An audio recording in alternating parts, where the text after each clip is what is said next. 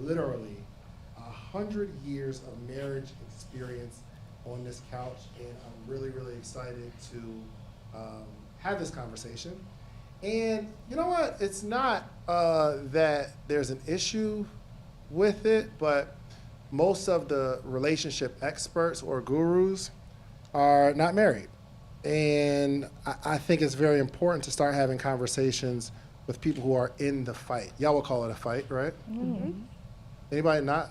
Anybody past the fight stage? You'll never pass it. You are in denial at that point. Yeah, You for pass the sure. fight stage. Yeah, me and mine last night. We did. But let's get into this. We're going to start with introductions. Just share your name, how long you've been married. Yes, Jess, you still got to answer that question. How long you've been married and what you've learned in your tenure as a married woman, okay? So your name, how long you've been married, and what you've learned in marriage so far. Excellent. So I'm Diane Walker. I'm married 14 years. And what I've learned in our marriage is being okay with change. The only way to grow, the only way to succeed in this marriage, in this partnership, is accepting that contentment is not an option. Like, you're going to have to accept that opinions are going to change, a person's going to change, you're going to evolve, and that God will make sure it's for the betterment and the good of your marriage and your family. Love that, love that. That's good. My name is Jessica Lane McDonald.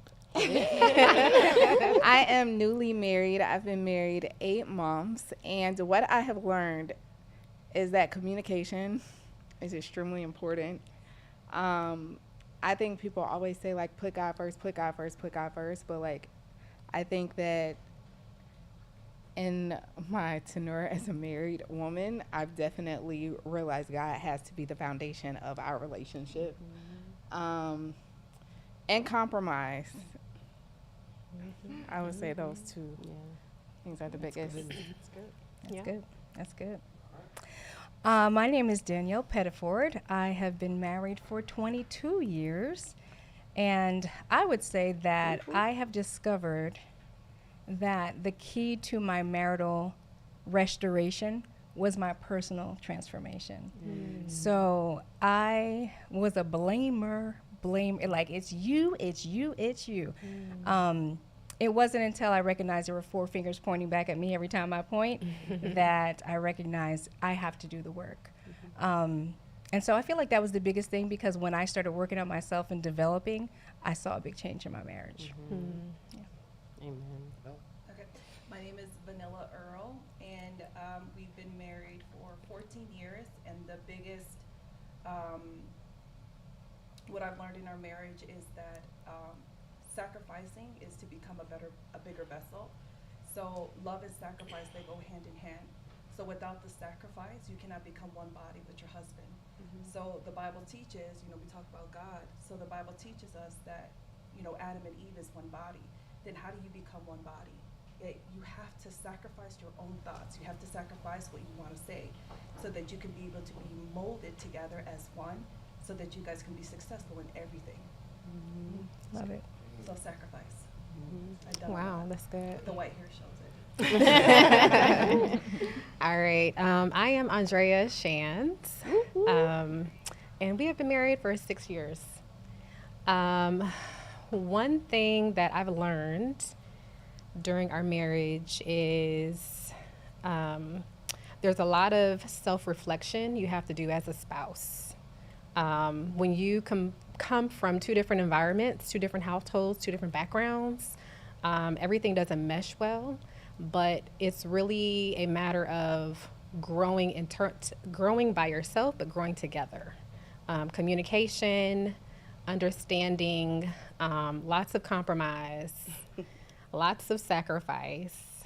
But the biggest thing for me is learning that I was never taught how to be a spouse. It was something I had to learn, but with grace and patience and giving myself the patience and time to grow and learn as a woman, and also supporting my husband because he's growing too. So That's what I learned, and that's what we learned together. It's just growing and supporting, compromise and understanding each other.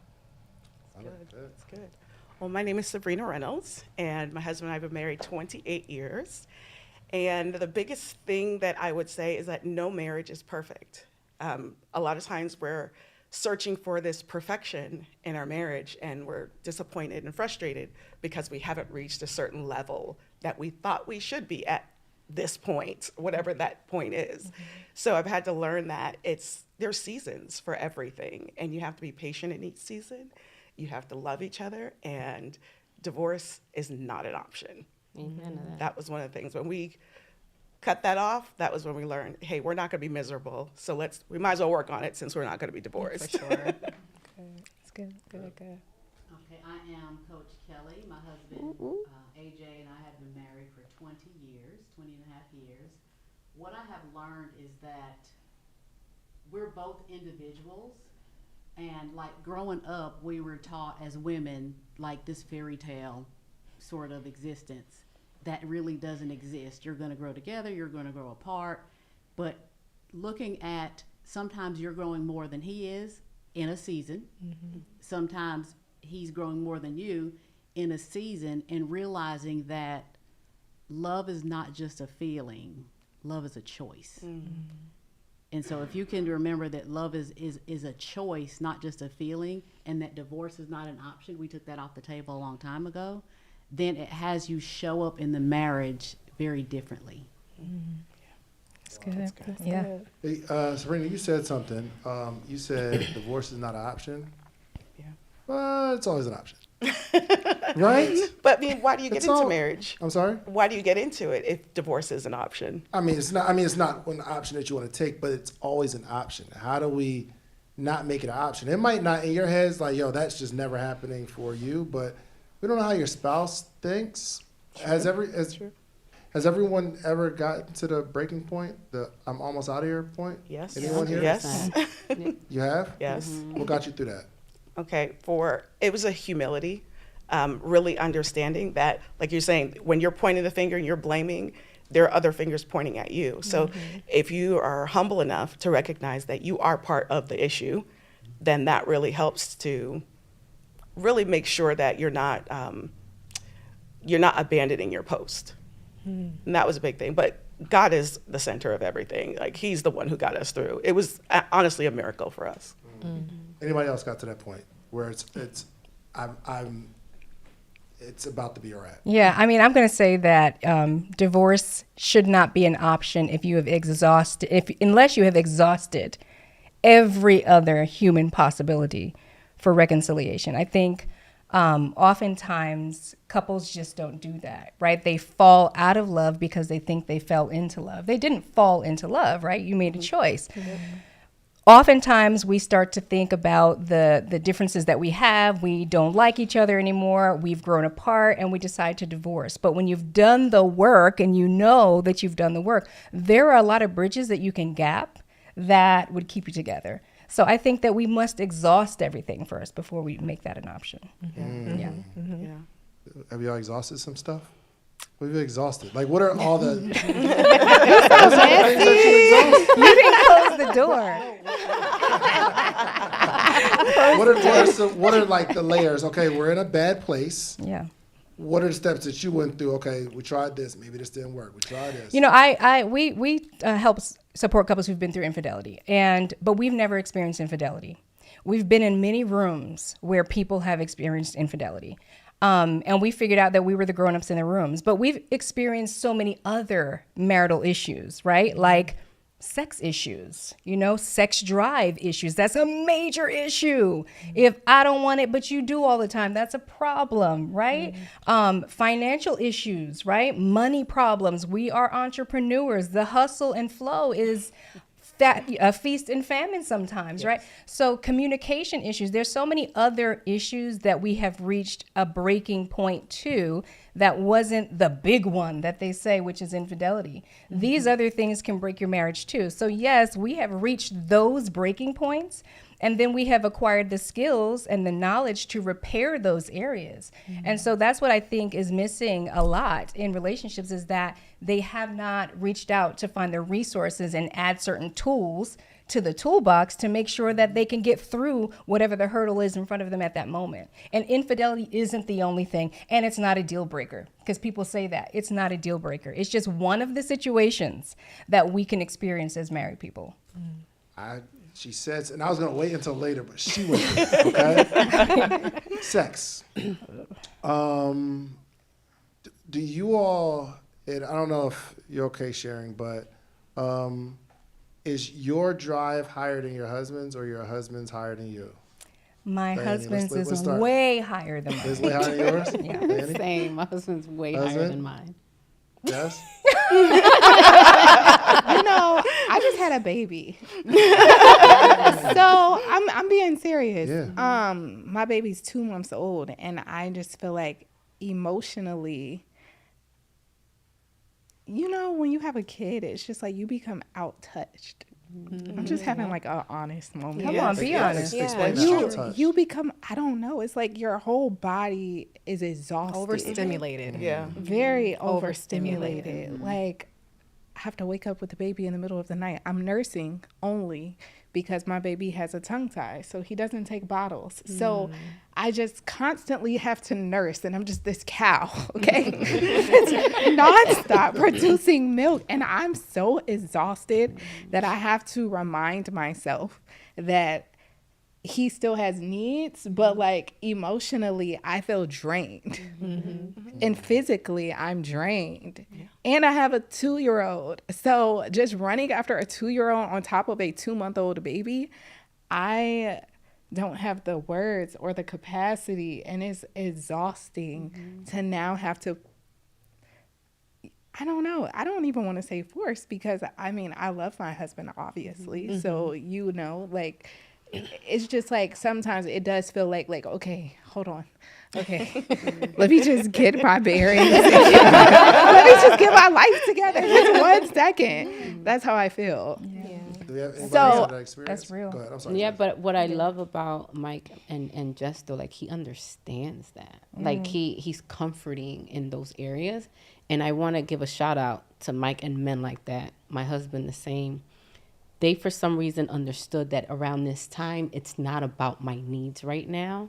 Like, we're going to figure that out. This is just a season. I think too often in that season, men kind of step away because they feel like, oh my God, this is forever. She's going to be like this now forever. And now they make choices in that season that will affect them permanently in their relationship. And to the men who've just recently had babies, understand that your wife is just going through a season. This is not permanent. It's very temporary. She will get back to herself, if not even better. Just allow her that time and that grace to become the mother that she's intended to become and the wife that she's becoming for you. Because So when I shout was out to them for pregnant, that. Yeah. when I was pregnant, I would say my sex drive was higher. So when she just said seasons, that resonated, because when I was pregnant, I feel like my sex drive was higher than his. And now that I've dropped my baby, it's like, no. So, yours is higher. Yeah. Yeah. Vanilla? Same. Same? We're the same. Oh, it's at the same level. Same level. Got It's it. always been like that. Same level. That's great. Correct? Good for you. Wow. Yeah. I think we're the same. I think we both be tired because we just had a baby. Well, not just had a baby, but he turned 2. So going through that, we have a 3-year-old and a 2-year-old. They're about 16 months apart. So we've been through that where you had the baby. I had the baby, had to wait 8 weeks to have the baby. I even asked David, I was like, hey, I know you have needs. Like, are you okay? Because I had a C-section and I had my tubes removed. So my surgery, my recovery was really hard with my son. And so I'm like, okay, well, this is going to be longer than 8 weeks. So are you going to be okay? He was like, yeah, I understand. So I agree with the season. And even with that, you know, because men have needs, and I was concerned going through, you know, postpartum and everything like that. I'm like, okay, how can I please my husband? And so going harder into acts of service was what I could do because physical touch wasn't it. right? So, but I think we're the same. I think we're the same. He be tired, I be tired, you know, running around with the kids. And when we go out of town, then we both have the same, you know. So I think we're on the same page when it comes to our sexual needs. At home, sometimes it's a challenge. I wake up really, really early, and I think we can share, like, if sex doesn't happen often enough, like, it's like there's tension there, and there's a way to fix the tension. We just do what grown folks do. But I think sometimes, especially with kids, and I don't know if anybody's experienced this, our kids sleep in our bed, so we have to take the kid out and then try to put the kid to sleep. But like, if I do it, I fall asleep, and she's like, "What happened?" And I'm like, "We fell asleep." We have to plan. Like, okay, tonight, all right, we got Let a me session make tonight. sure Like, we Michael gotta, like, watching okay, like, we this, kind of be on the same thank you for page. planning is We good. send a text or, hey, session tonight, like, you know. So we try to be on the same page. Sometimes it happens, sometimes it don't, because again, our kids are super tied to us. But I think people need to be okay with maintenance sex, because that's what that is sometimes. I think sometimes people just think, oh, it needs to be passionate, I need to grab you, or, you know, but it's okay to accept the reality that, hold on, we need maintenance sex. It's been a while. Let's do some tuning, some checkups here. Yeah. You know, if you can't go in there because, you know, I just had a baby, well, let me get some head. You know, it is what it is. You know, your mouth wasn't stitched up. You good. So I think we all need to be okay with that reality of marriage. I mean, it's married folks, right? We're talking married folks. We're married folks. We'll talk about it all. Yeah. I'm a Born again virgin. Well, I'm a born again virgin. That was good. No, my husband, his sex drive is Wait, higher. I'm sorry. Wait, we can't raise back. What happened? I missed that one. She said, She's a born again version. On what? Relates No, to what? I was just joking because she was like, you know, your mouth is a. Oh, wait. Go ahead, Vanilla. What's happening? Virgin, that part. What is it I'm about the mouth? It's a virgin. Oh, it's a Born virgin? again, yeah. Wait, you don't give head? Wait, we're not right. My kids are watching. I'm sorry. No, thank you. You ever see that meme with, like, the confused person, the person that said, yeah, I'm the confused one. Oh, goodness. Hello. But circling back. Like, I apologize to my children who are watching. Don't watch. Oh, God. No. So my husband's sex drive is higher than mine, but for me, it was sexual trauma that really, it changed my thought process behind sex and what it meant. I share this, one of my earliest memories of being abused. So for me, it was a lot of trauma, trying to overcome and trying to figure this out. And this is what I'm supposed to do, but I'm not emotionally connected. And, you know, where most of it is maintenance as opposed to really, I'm giving myself to my husband. And he has been amazing. Shout out to my honey. He's been patient and just really understanding, because early in the relationship, I shared with him, hey, you're getting with a broken woman. What are you going to do about that? And it didn't scare him off. So, yeah. So we've seen throughout the years, as I've gotten help from my trauma and recovered from it, that has changed during seasons where I'm like, hey, boo, let's go. But yeah, in general, he has more of a sex drive than I do. Yes, I'd say, you know, some of what everyone is saying. I don't know if I'm the oldest one on the panel. I'm 51. You look good, girl. Looking amazing. I know. I'll be I'm shocked. 52 in April, so I hear you saying, Jessica, about having a baby. That's one of the things. But as you get older, your body changes, and it's not just having a baby. It could be a surgery, it could be a hysterectomy, it could be a partial, it could Hormones. be I just woke up. hormones. So many different things come into play. You know, speaking to my older women, that for us, it's been seasons of either I want it more or he wants it more. That kind of fluctuates. And my husband is 53, but to what you're saying, intercourse is not the only way to be intimate. And to release, if you will. Intimate release can be the same, they can be different, right? But for us, it's his maturity. Like, I just recently had a procedure where I couldn't have any kind of anything for a good while. Totally understanding. totally understanding of that. You know, but he was part of the conversation on, do you want this surgery or do you want this surgery? You know, this one is this long, this one is this long.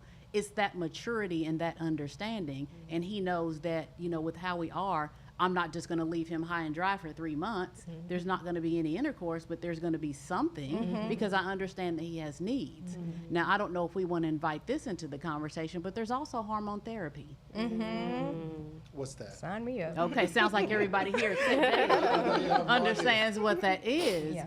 Hormone therapy is kind of an alternative, a simple way to put it for the listeners is, and for you, is hormone therapy is as you get older, your body, the man and the woman, things start to have less of testosterone, progesterone, estrogen, those things. And so now there are doctors that you can go to, alternative doctors that you can go to, and you can have what's called pellets inserted. Most typically it's inserted in your rear. And so they take a blood test and they test what are your levels and what could your levels be for you to be operating at your optimal level of energy, of libido, sex drive, all of those things, right?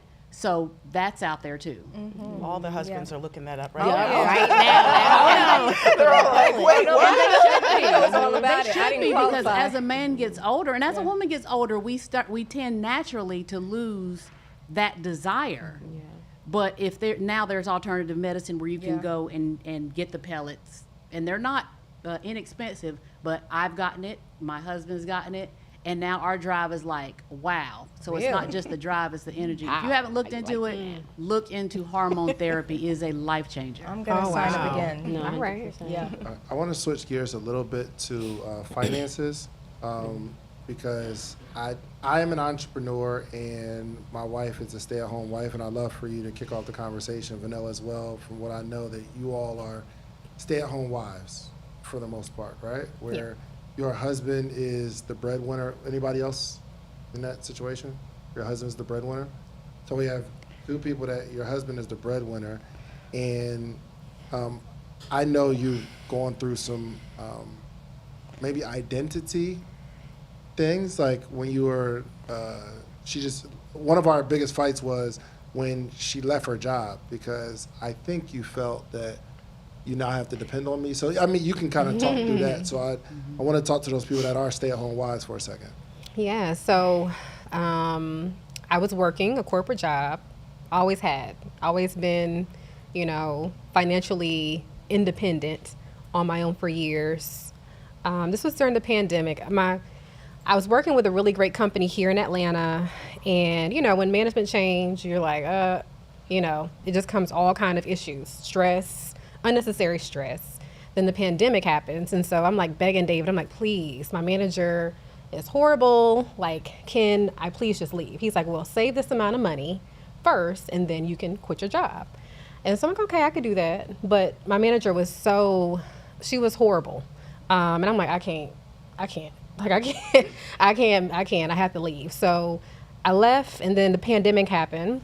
And I was so happy for like a few weeks that I left.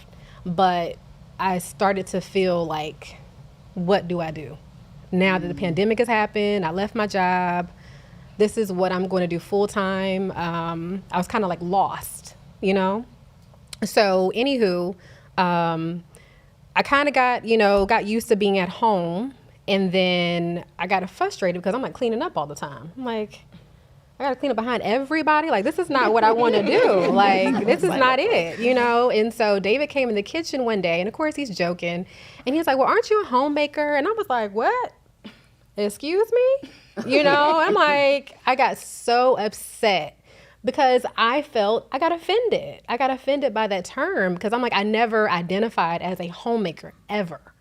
And so I went back and got a job. I'm like, I'm not nobody no homemaker, you know? So I got a job, and of course I hated it.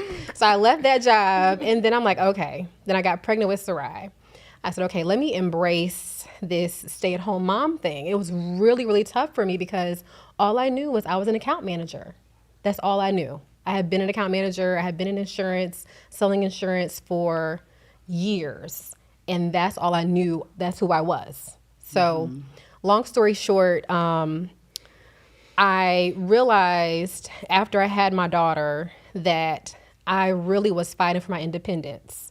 I did not want to have to ask my husband for money. I didn't want to have to be on a budget. I was used to just having my own money. The humility of asking my husband or, depending on him 100% was huge. Like mentally, I was like, I cannot. I've never asked no man for no money. Even though it's my husband and he 1,000% supports me, I was still struggling. Like I realized I was competing with him. Like I was competing with, I'm an account manager, I'm bringing in good money, or I was bringing in good money. He is a successful entrepreneur. And I realized years later, after the pandemic, after we had our daughter, that I had been in competition with my husband internally. Like I'm trying to prove to him, like I'm a strong, independent woman. Like I can hold my own. And it was a hard struggle. So when we had our son in 2022, I literally gave it all up mentally. I'm like, forget about it. Forget about the competition. I want to live the soft life. Like, I don't want to work. I want to sleep in the bed, because having kids was a whole nother thing. But I really struggled, like trying to trying to discover who I really was, because corporate gave me this identity. But I realized there was so much more to who I am as a woman. Like I'm creative. I'm very organized. I love watching HGTV. I love being, I love doing hobbies. I love putting on events and productions. Like there's so much to who I really am that I discovered becoming a stay-at-home mom. Like I love teaching my kids. I love homeschooling my kids. I love making my husband breakfast in the morning, or making my daughter, who's 14, taking her to school and hanging out with her friends, So those things I've learned to embrace, but it was so hard giving it up mentally, because I'm like, I don't want to lose myself. Like, who am I? I'm not just no homemaker, because historically my mom, she always worked. So I didn't have that example of a stay-at-home mom. My mom, she worked night shift as a nurse. She come home, she clean, she go back to work. Like it wasn't, hey, do this and hey, do that. And okay, make sure, the finances are straight, make sure the kids have stuff to do. It was just a really learning experience for me in our marriage. And it put a lot of tension because I didn't want to give it up. I don't want to have to depend on my husband. But here I am. Living the soft life. I do not want to go back to work at all. So yeah, that was a learning lesson for me. So when I speak as a wife, there are so many things that I've discovered about myself. And marriage taught me that. I don't think I would have learned that if I had not been married, if I had not had the mirror reflected on me, if I had not had the moment to like, hey, Andrea, okay, let's take a step back and figure out like it's me, like something I need to learn. There's things I need to grow, give up, and kind of let go some of that trauma. Absolutely. Vanilla, if y'all have any I got something to say. Can I just jump on the heels of what you said? Because I have so much passion for this. First of all, when I met David, I didn't meet him, but when I saw him at the conference, I prayed for his wife. I never met you before. But I thought to myself, any woman that is standing by this man is a suitable helper. You must be. I have so much passion for wives because we often go through an identity crisis. We forget who we are. We are birthed with so many talents. I have 4 daughters. I mentioned this, I think.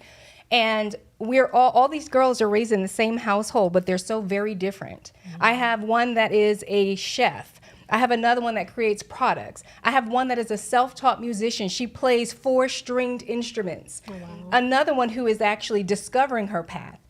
I didn't instill those things in those people. So God instilled in us so many giftings that oftentimes when we take on the role as a wife, we lose those giftings. We put them on the back burner. We kick our passions down the street because we're waiting for someday. And also, it is circumstantial because as a wife, we are there to help.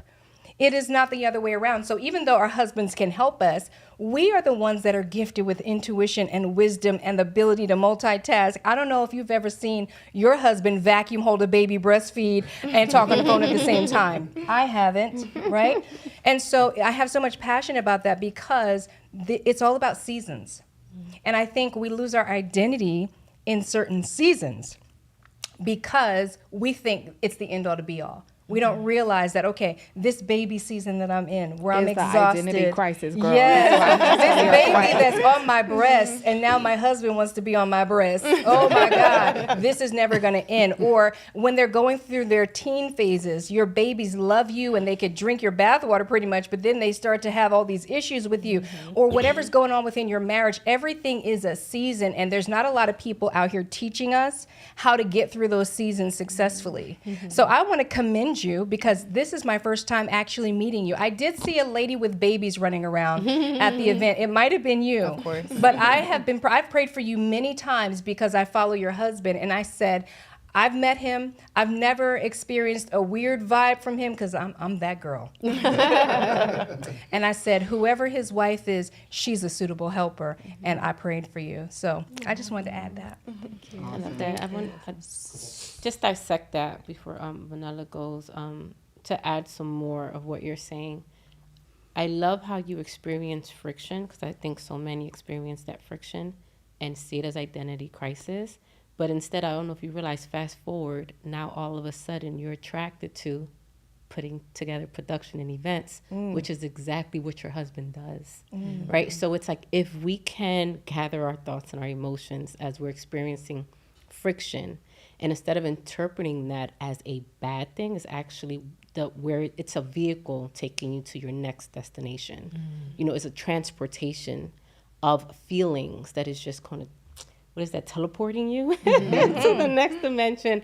And this is where you are now, where now you and Dave are aligning to have similar passions where you're not only going to be able to support at home, but as soon as you find that out, you're supporting here too because you like it. I mean, you have an event space. You love putting events together. I do. Wow. So I love when I hear that, when a woman finally discovers that what I used to do was great, I had to shed that skin, and now I'm entering into a place where I can support my husband. We're on the same page. We're aligned. And our passions are similar. Now we can Yes. truly work and support one another, that it's beyond the children. It's beyond the family. It's now purpose. And you're entering into that next purpose. That's I love that for you. I love that. Mamas. Yes, Yeah. congrats. I think you're amazing. I've known Andrea for a very long time, and so to see her grow, she's always been a good wife. I mean, David picked a really good one, so thanks to God, really. But actually, coming from being the 9th child out of 11 kids, I've always been supported, even though I wanted to work. Even at the age of 16, my mom wouldn't allow me. My brothers wouldn't allow me. I have 8 brothers, so 6 of them are older. So I've always had them take care of me. Then, you know, I've only had 2 boyfriends prior, but those 2 boyfriends also supported me. So I feel like I was I don't like to say homemaker or staying at home mom. I like to put a little stank on it. I like to call it a domestic engineer. Ooh. Yeah. And so that makes me feel like I'm working in corporate, but it's really in my house. But actually my husband and I, we've been on the same page where I just focus on our marriage and to focus my house, my kids. And so I remember he asked me one day after he started to get all brand new and started learning all this stuff, and he was like, you know, what's your goals? And I'm like, what are you talking about? What's my goals? What do you mean, what's my goals? I don't know, be a better wife. But because that's all I knew. So I've been a domestic engineer for 18 years. I love that. And so, you know, I asked myself, like, you can scale your success, right? Then as a domestic engineer, how can I scale my success? And then I've come to realize that the way I can scale my success is through what my husband says about me. So I know my husband sometimes, what he says about me behind my back. So sometimes he plays Monopoly with Dave and his friends, and then he was like, let me tell you how much I love my wife. And they were like, stop, don't tell us no more because we already know. And so so even through that, And the way that he serves me and loves me shows that that is my success, because I did sacrifice a lot. And a lot of people think that staying home, a domestic engineer is basically just stay home and, homemaker. No, it's more than that. We actually shed a lot of ourselves to become one with everybody. So I really didn't feel like I was losing my identity. I felt like I was creating a new identity. So when words are very important. So when I started to change my mindset and started to tell myself, like, you're becoming someone new. So just like a butterfly, it was a caterpillar, and then it transformed into a butterfly. So to me, I feel like everything was a process to make me become who I am today. And so same thing with my kids, how can I scale that? Still, my daughter, she's 12 years old. She still comes and hugs me and kisses me. I don't know any other teenagers that does that, but I don't think that's going to die any soon, because my kids still teach me stuff, and I still humble myself before my kids, and I let them to express the way they feel. So I started to also change my parenting, because from coming from a cultural family, it's all about subordinates. So I can't being the ninth child, I couldn't talk back to my older siblings or to my mom, because if I did, then my mouth would be bleeding, which happened a few times because I got a mouth on me. So so I didn't want my kids to be raised in that way. I wanted them to be expressive, and I want them to let us know how they felt. So I didn't work in a corporate job. I felt like my household was pretty much corporate, but I didn't have to. Josh has been so amazing. Like, I have access to everything, even though he puts me on a budget and on a spending freeze, which is good because I need it, Yeah. But other than that, I never had issues with any type of finance. Whatever I wanted, like, I didn't have to go and ask him. I just go and take it, because that's mine too. I said what I said. That's right. I love that. So yeah. I have questions. Please, Not even questions. I have thoughts. go for it. I don't mean to introduce negativity to this conversation, but I also want to speak for okay, obviously I'm the youngest one married here, right? Okay, it's two-part. I don't mean to be all over the place, but I really have two different parts of what I'm trying to say, so just bear with me, okay? So I've always been scared to be a stay-at-home wife, because I feel as though in my generation, and all of y'all look amazing. I don't want to say generation, putting myself like so young, but I mean, I'm 32. Like, you look amazing. To be 2 decades older than me, I think that I have so much to learn from all of you guys here. But in my generation, it's toxic. And I really do feel as though when women are stay-at-home moms, men run over them and feel like they can do whatever they want to do. And they are very, I don't want to say emasculating, but I feel as though, like, the friends that I have that are stay-at-home moms, they get cheated on. So again, I'm not trying to introduce toxicity into this space, but since it's an open forum for people at home, like, you guys have amazing husbands. Not to say there aren't other amazing husbands that aren't supporting their women, but that's a struggle for me. Because if you aren't bringing, I don't want to say value, because, okay, this is why I say it's two-part, all right? I reached my first million at 28 years old. I have 8,000 mentees across the world. And then I got into this marriage, and I feel like I'm losing myself.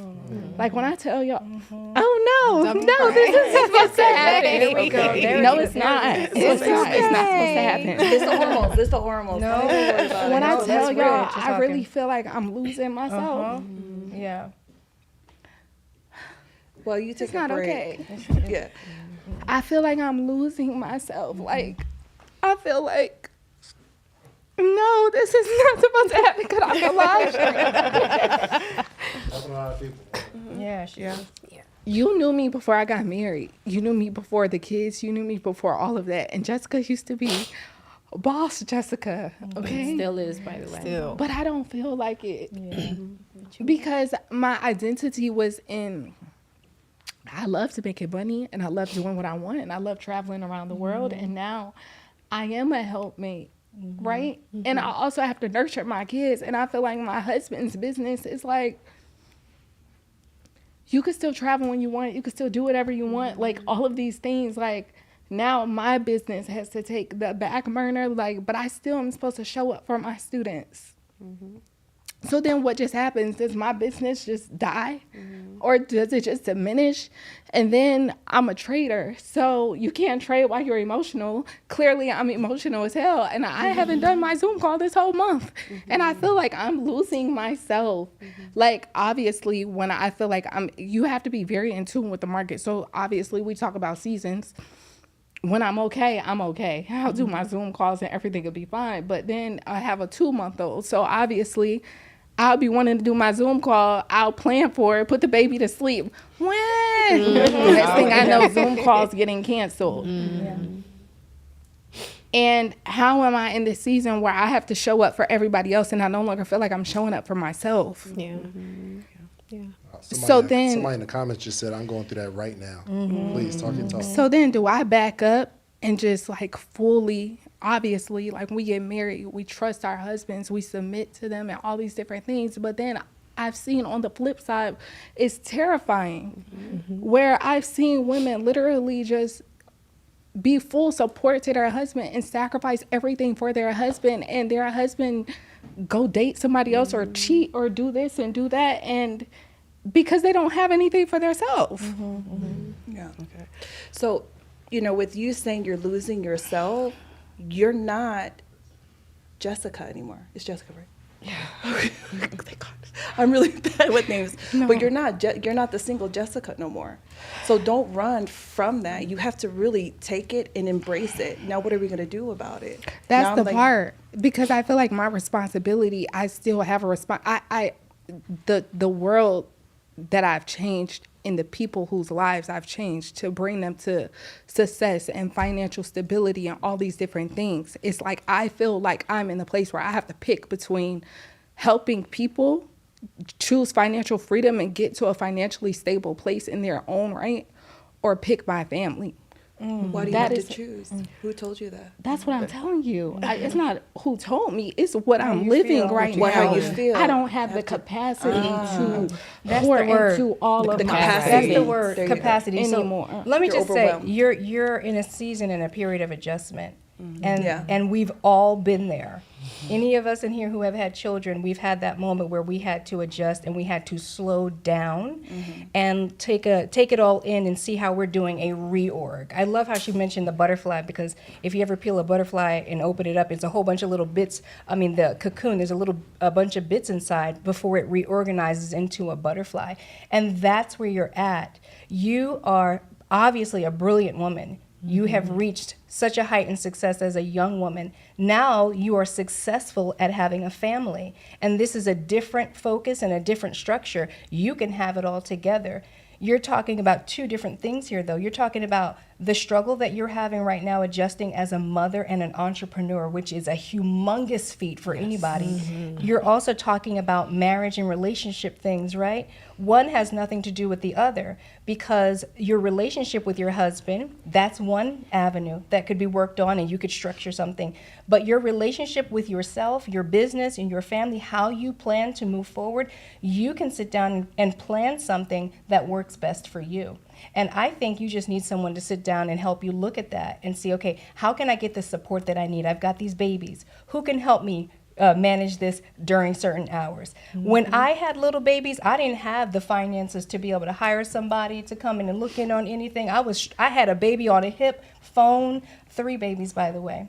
So you have everything that you need to support yourself. It's just really about writing it out and figuring out a plan to get some of these things in order so that you can release some of the tension in your mind. You do have the capacity. You're designed to do this.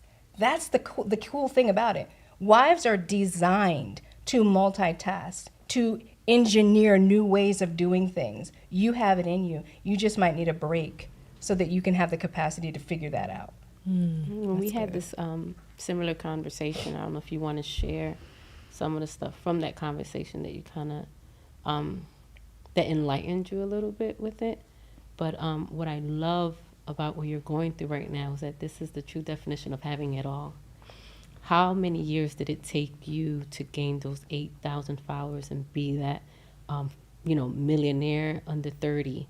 How long did it take you to achieve that? How long did it take Jessica to achieve those goals? What would you say if you put a year to it?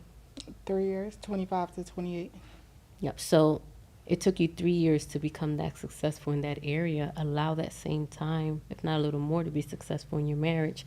And now here's the Jessica that has it all. But I think we're so geared to like, hey, I achieved this level in this area at this amount of time. I should quickly achieve it there in this other area as well in this amount of time.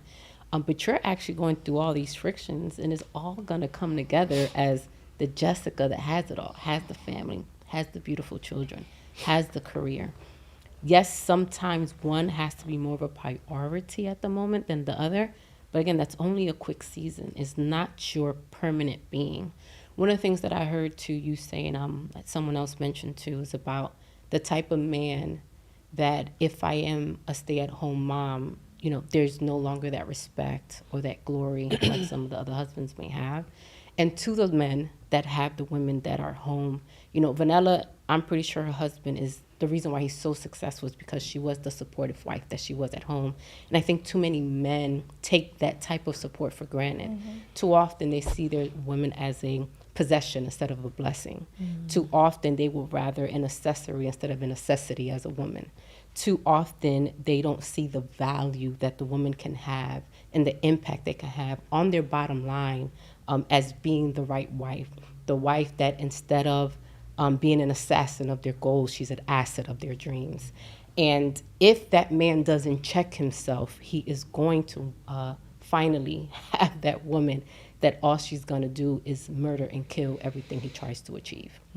And that man is just the man that doesn't appreciate value, that will rather have someone that depreciates instead of appreciates.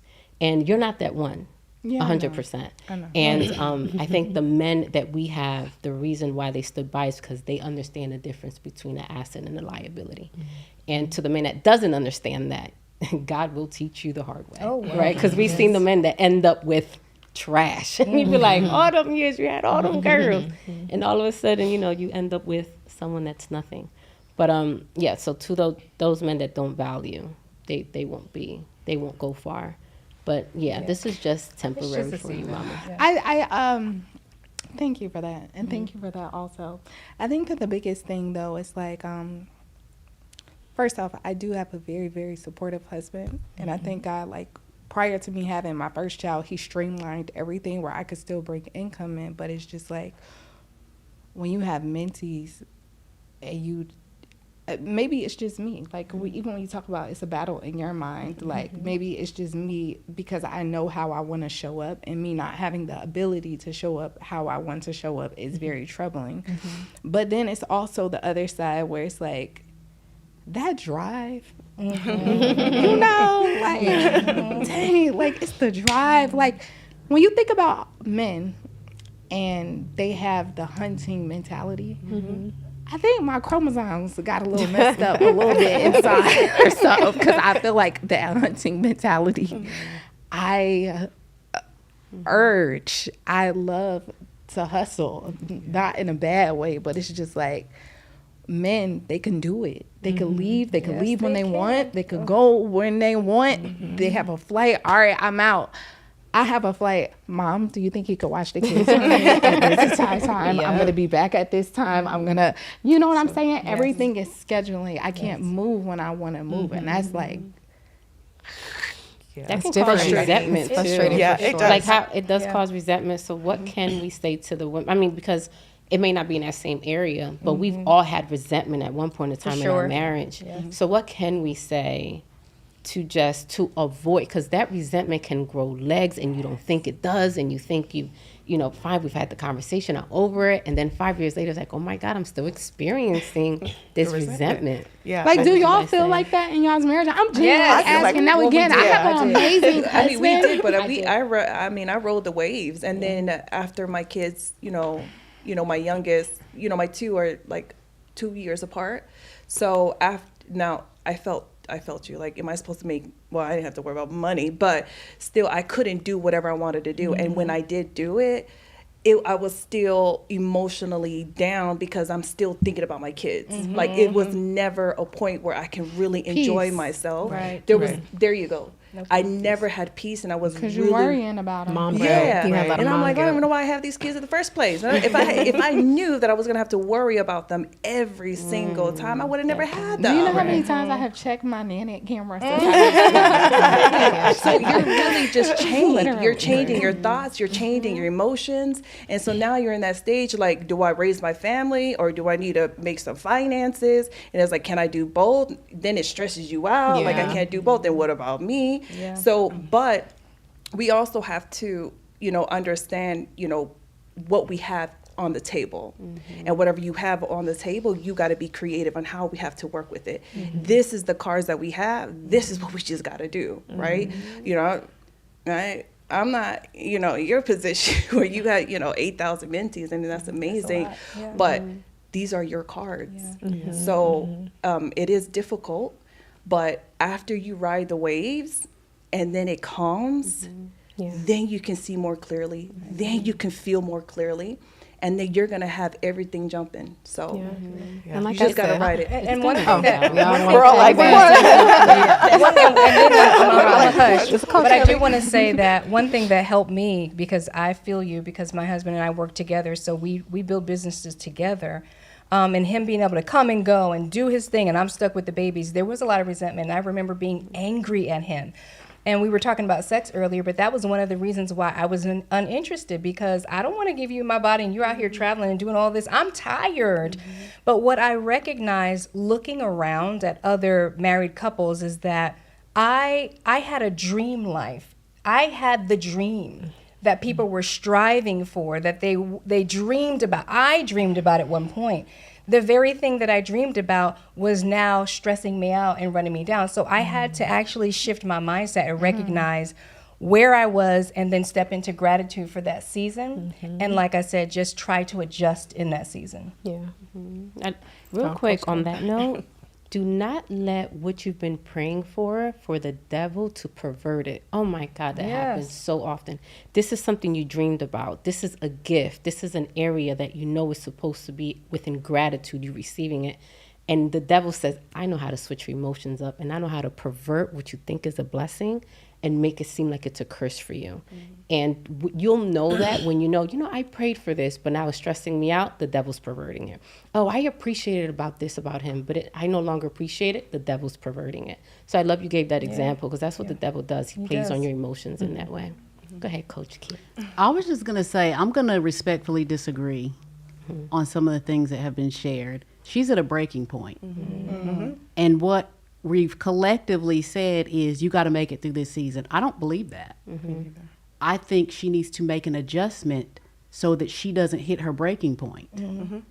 There is a lot of emotion that happens when somebody is in, postpartum.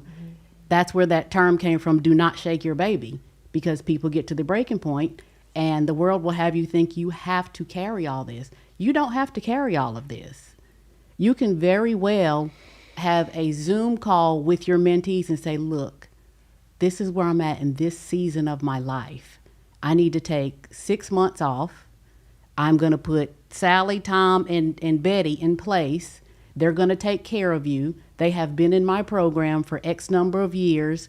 They know exactly how to do. And you have positioned yourself as the CEO and the leader that gathered those 8,000 people. I'm sure there's people in there that you can put in place so that you can back up and take care of you. Yes. Agreed. Just riding through it is not taking care of you. It's making you think you have to carry all this stuff. You don't have to carry all this stuff, no matter what the world says. You don't. That's one side. The other side is with you feeling like in this era that the stay-at-home wife at your age, the man is going to cheat. I wouldn't let the world dictate that for me. I'd say I trust my husband. No, I was just trust saying that that he for the marries people that. that you know what I'm saying. Trust him and say that's not going to happen to people. me. That's not going to be my reality. No, I know that's I was what just trying to get a lot perspective happens, because I but- know it's like so many people watching, and I do have friends that are going through that right Yeah, she now. mentioned So I was saying for other people. them, I do believe that my husband is super faithful. Then ride that. I would say though, Trust him and back up. Put people in place. the thought, Take the and break. maybe you still trust your husband, but there's still, you can't stop a thought from going in your head. You know what I mean? Like especially earlier on, and this was kind of like the next direction I'm going is you all are with husbands that are powerful men, successful men. And me and Dre, we had a lot of issues with that. Like, I'm not even giving you any sign that I would cheat. Like, it's not, like if you need to see my phone, I'm not like, hold on one second. Here. Like, there's nothing that I have to hide. But I think that something or somewhere along the way, there's an idea where maybe he's around all these women.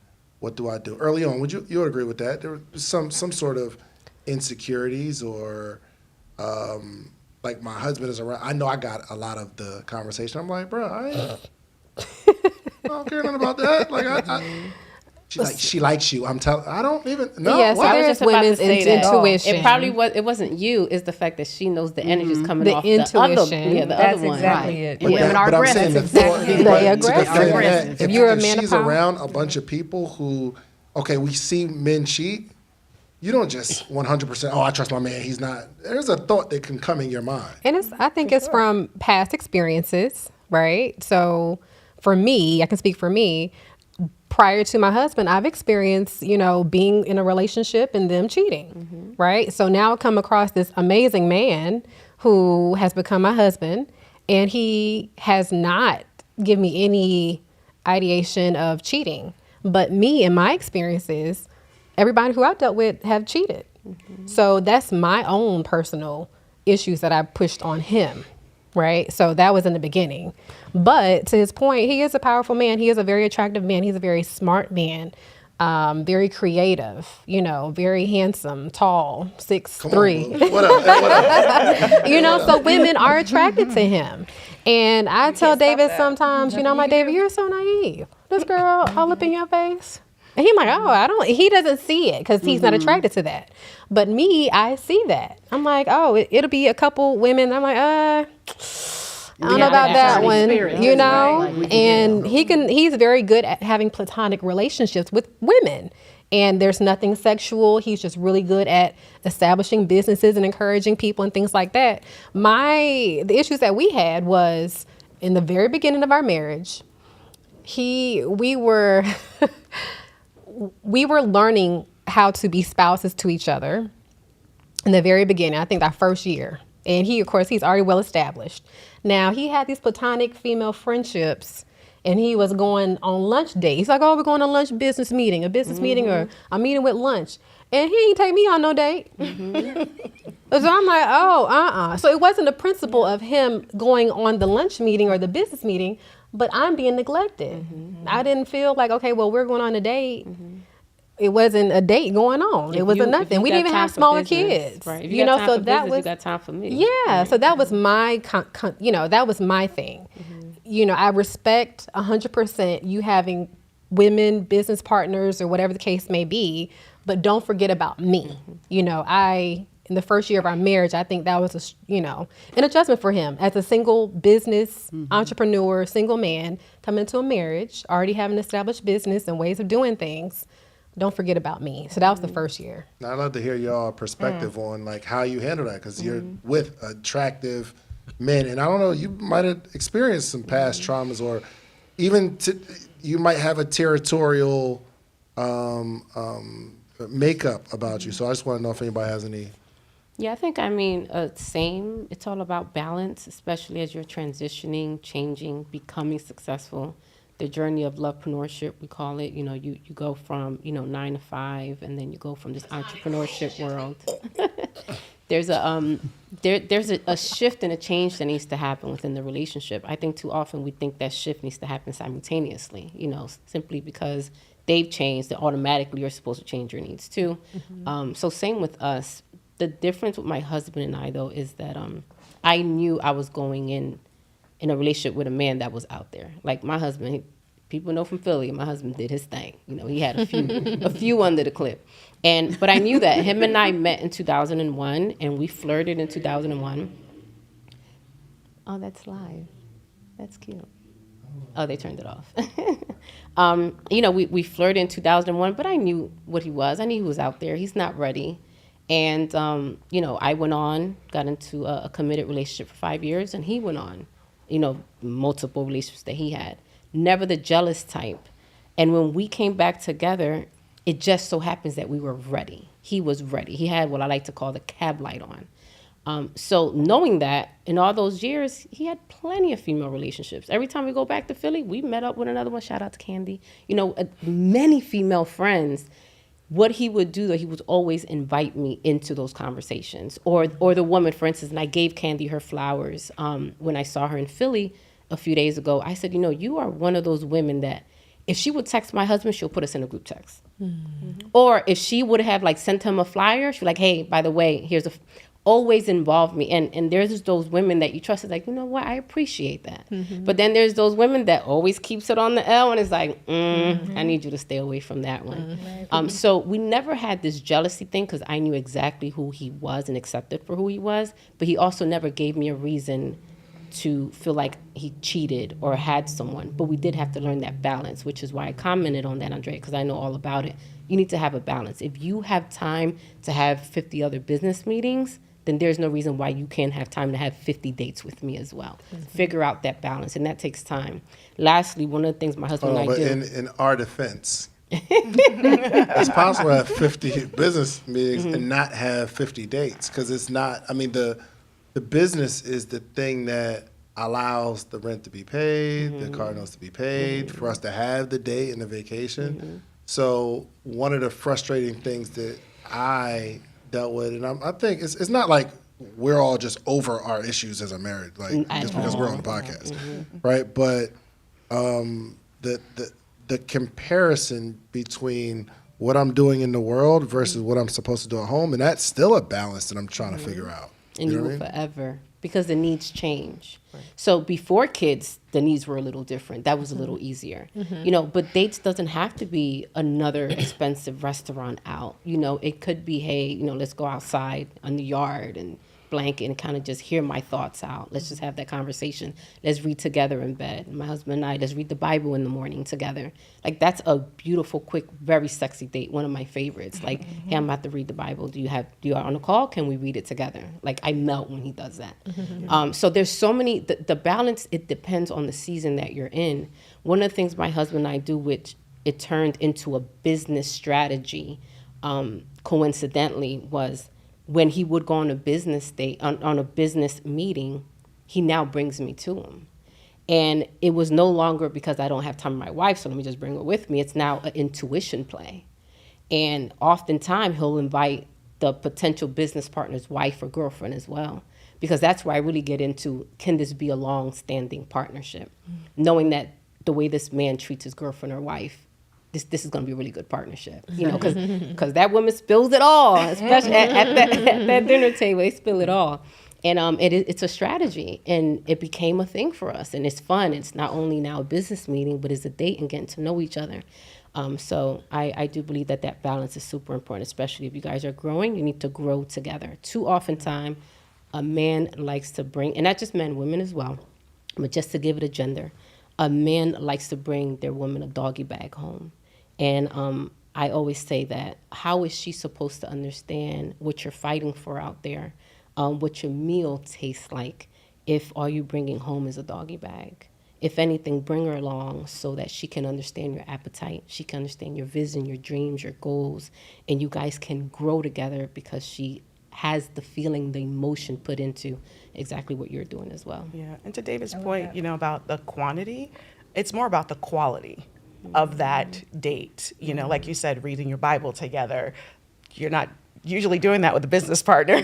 You know, that requires a certain level of intimacy. And I think that's what's really important. Not just we've checked off a date night on the calendar, but what did we do? How did we connect? How did we really have intimacy? And like you said, it's not just about sex. It's about like, how did we connect with each other on a deeper level?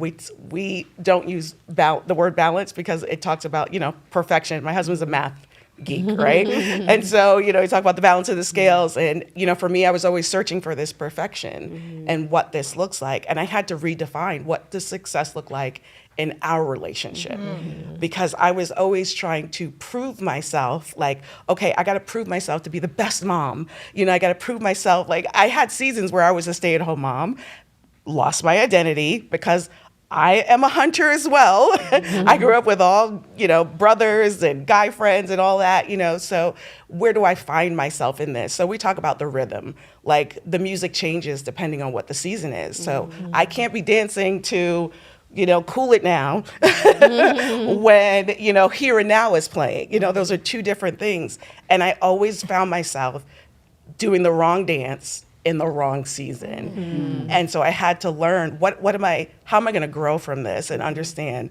now is a time where I need to slow down. Now is a time where I need to put the pedal to the metal and really push for it. So, and when I talk about redefining what success looks like, I had to understand that for me, that season of stay-at-home mom was only 2 years with my daughter. And then it was time for me to go back to work. I was not succeeding as a stay-at-home mom. It wasn't working for me. Not that I didn't love her, but I knew that she needed interaction with other kids. So, and I felt a sense of loss because I felt like I couldn't be like every other mom. I couldn't be super, like, this is fun for me. I didn't enjoy it. And I had to be okay with that, you know, so it's important to define what does success look like for you, you know, in your relationship, in the quality of your dates, in how you run your business. And I think that was a great idea. Back to you, that you need to be the CEO and bring people in to support you, you know, in your business, so you don't feel like you have to be the superwoman all the time. You've got to be able to take a pause. Danny, even though you and your husband, you all help people who went through infidelity, do you ever experience any anxieties or like, who is that, or have you along this journey? I've not ever been the jealous type. Hold on, y'all. Okay, but let me quantify because I'm about to get got. Not putting people in the box. All y'all ain't nobody territorial, or y'all ain't never had I'm no. territorial. I've checked. I feel like that's two different things. Yeah. No, I'm very territorial, but it comes out differently. Like I think you were saying, a couple of us were saying that our husbands need to recognize the gifts that's on the inside of us. If I tell you I smell smoke, there's smoke. Prepare for the fire. When you don't listen to me, it always comes out in the wash later. The house burnt down. Now, that's history.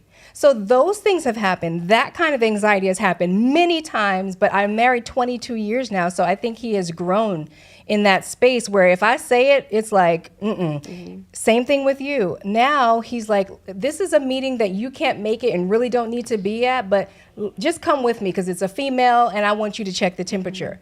That's oneness. That's unity. My situation is a little bit different maybe than some of y'all's because I built a business together with my husband.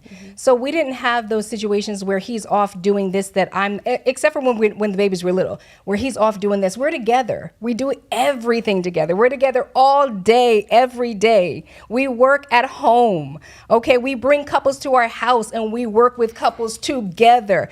Our issues are more so figuring out how to have space, right? Like when he goes, I'm like, bye, babe. Mwah. Take your time because we're always together. So it's a different kind of a dynamic. They all have their own challenges, right? Because identity comes into play as well. You know, my family calls us hustle and flow. I'm flow, he's hustle, right? Because we're always working together. So for us, it's really about figuring out how to create space to relax, how to not have our working hats on. When do we take off our working hats and be just husband and wife? What are the rules? We can't talk about business in the bedroom. You know, when we go out on a date, we're not talking about couples. I don't care how difficult it is, we're not talking about them. So it's us establishing boundaries for our marriage. That's our work. Can we talk about something there? Codependency, like how do you avoid that? Because so many of us that do work together, that have built something together, I think what gets hidden under the cloth is the codependency that becomes, it's cute because y'all together all the time. It's like, hold on. Yeah. We're together so much that we're now thinking alike, that there's no diversity in our Talk relationship. about that. That there's, we're so codependent on each other that we believe we don't need nobody else in our space, that we believe we don't need community, that we believe that we don't need nobody else to hold us accountable. So talk about that a little I mean, that I love it because it's all about personality style, which I talk about a lot. I am a very autonomous personality. I have a very close knit of people. I pick my friends like I pick my fruit. I'm very selective about who's around me. My husband's very different though. He is a nurturer, he's a lover, he's a connector person. He likes people to be around, including and especially me. What's that? Networkers. Yeah, I He's mean a networker, that, but really, I'm his person. I'm his person. And so that is something that I've had to grow in, actually extending myself in a way that isn't natural for me. Like walking by him just because, wrap my arms around him. Like, you know, tell yourself this, Danielle, wrap your arms around him right now, give him a hug and a kiss, mwah, on my way to get coffee. That's not natural for me because I don't need that. So I have worked on becoming bilingual in my marriage 22 years later, you know, and I'm still working on it. But I have worked on becoming bilingual so that he feels his needs are met and I feel that mine are, because I could, like, I hate to say this, but I mean, he could go away for 3 months and I would be fine. And you know what's interesting about that is my oldest daughter, who just moved to Paris, is the same way. We're like, you don't miss me yet? And she's like, I'm good.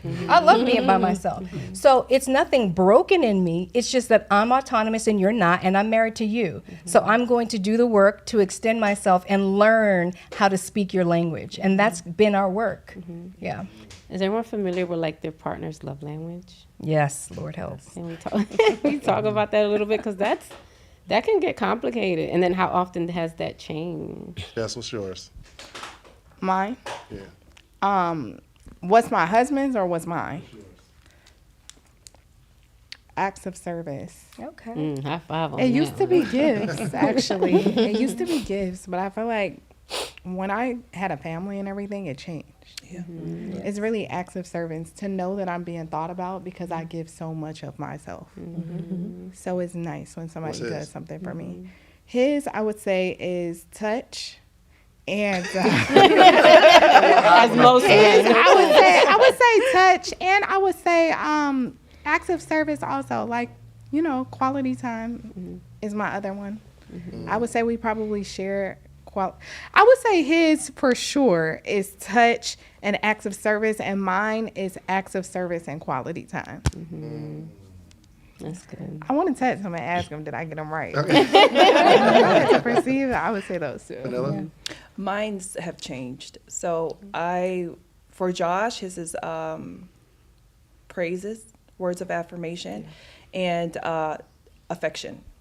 So I feel like a lot of mothers, when they become a mother, their love language changes to act of service too, especially if you're a stay-at-home mom for some reason.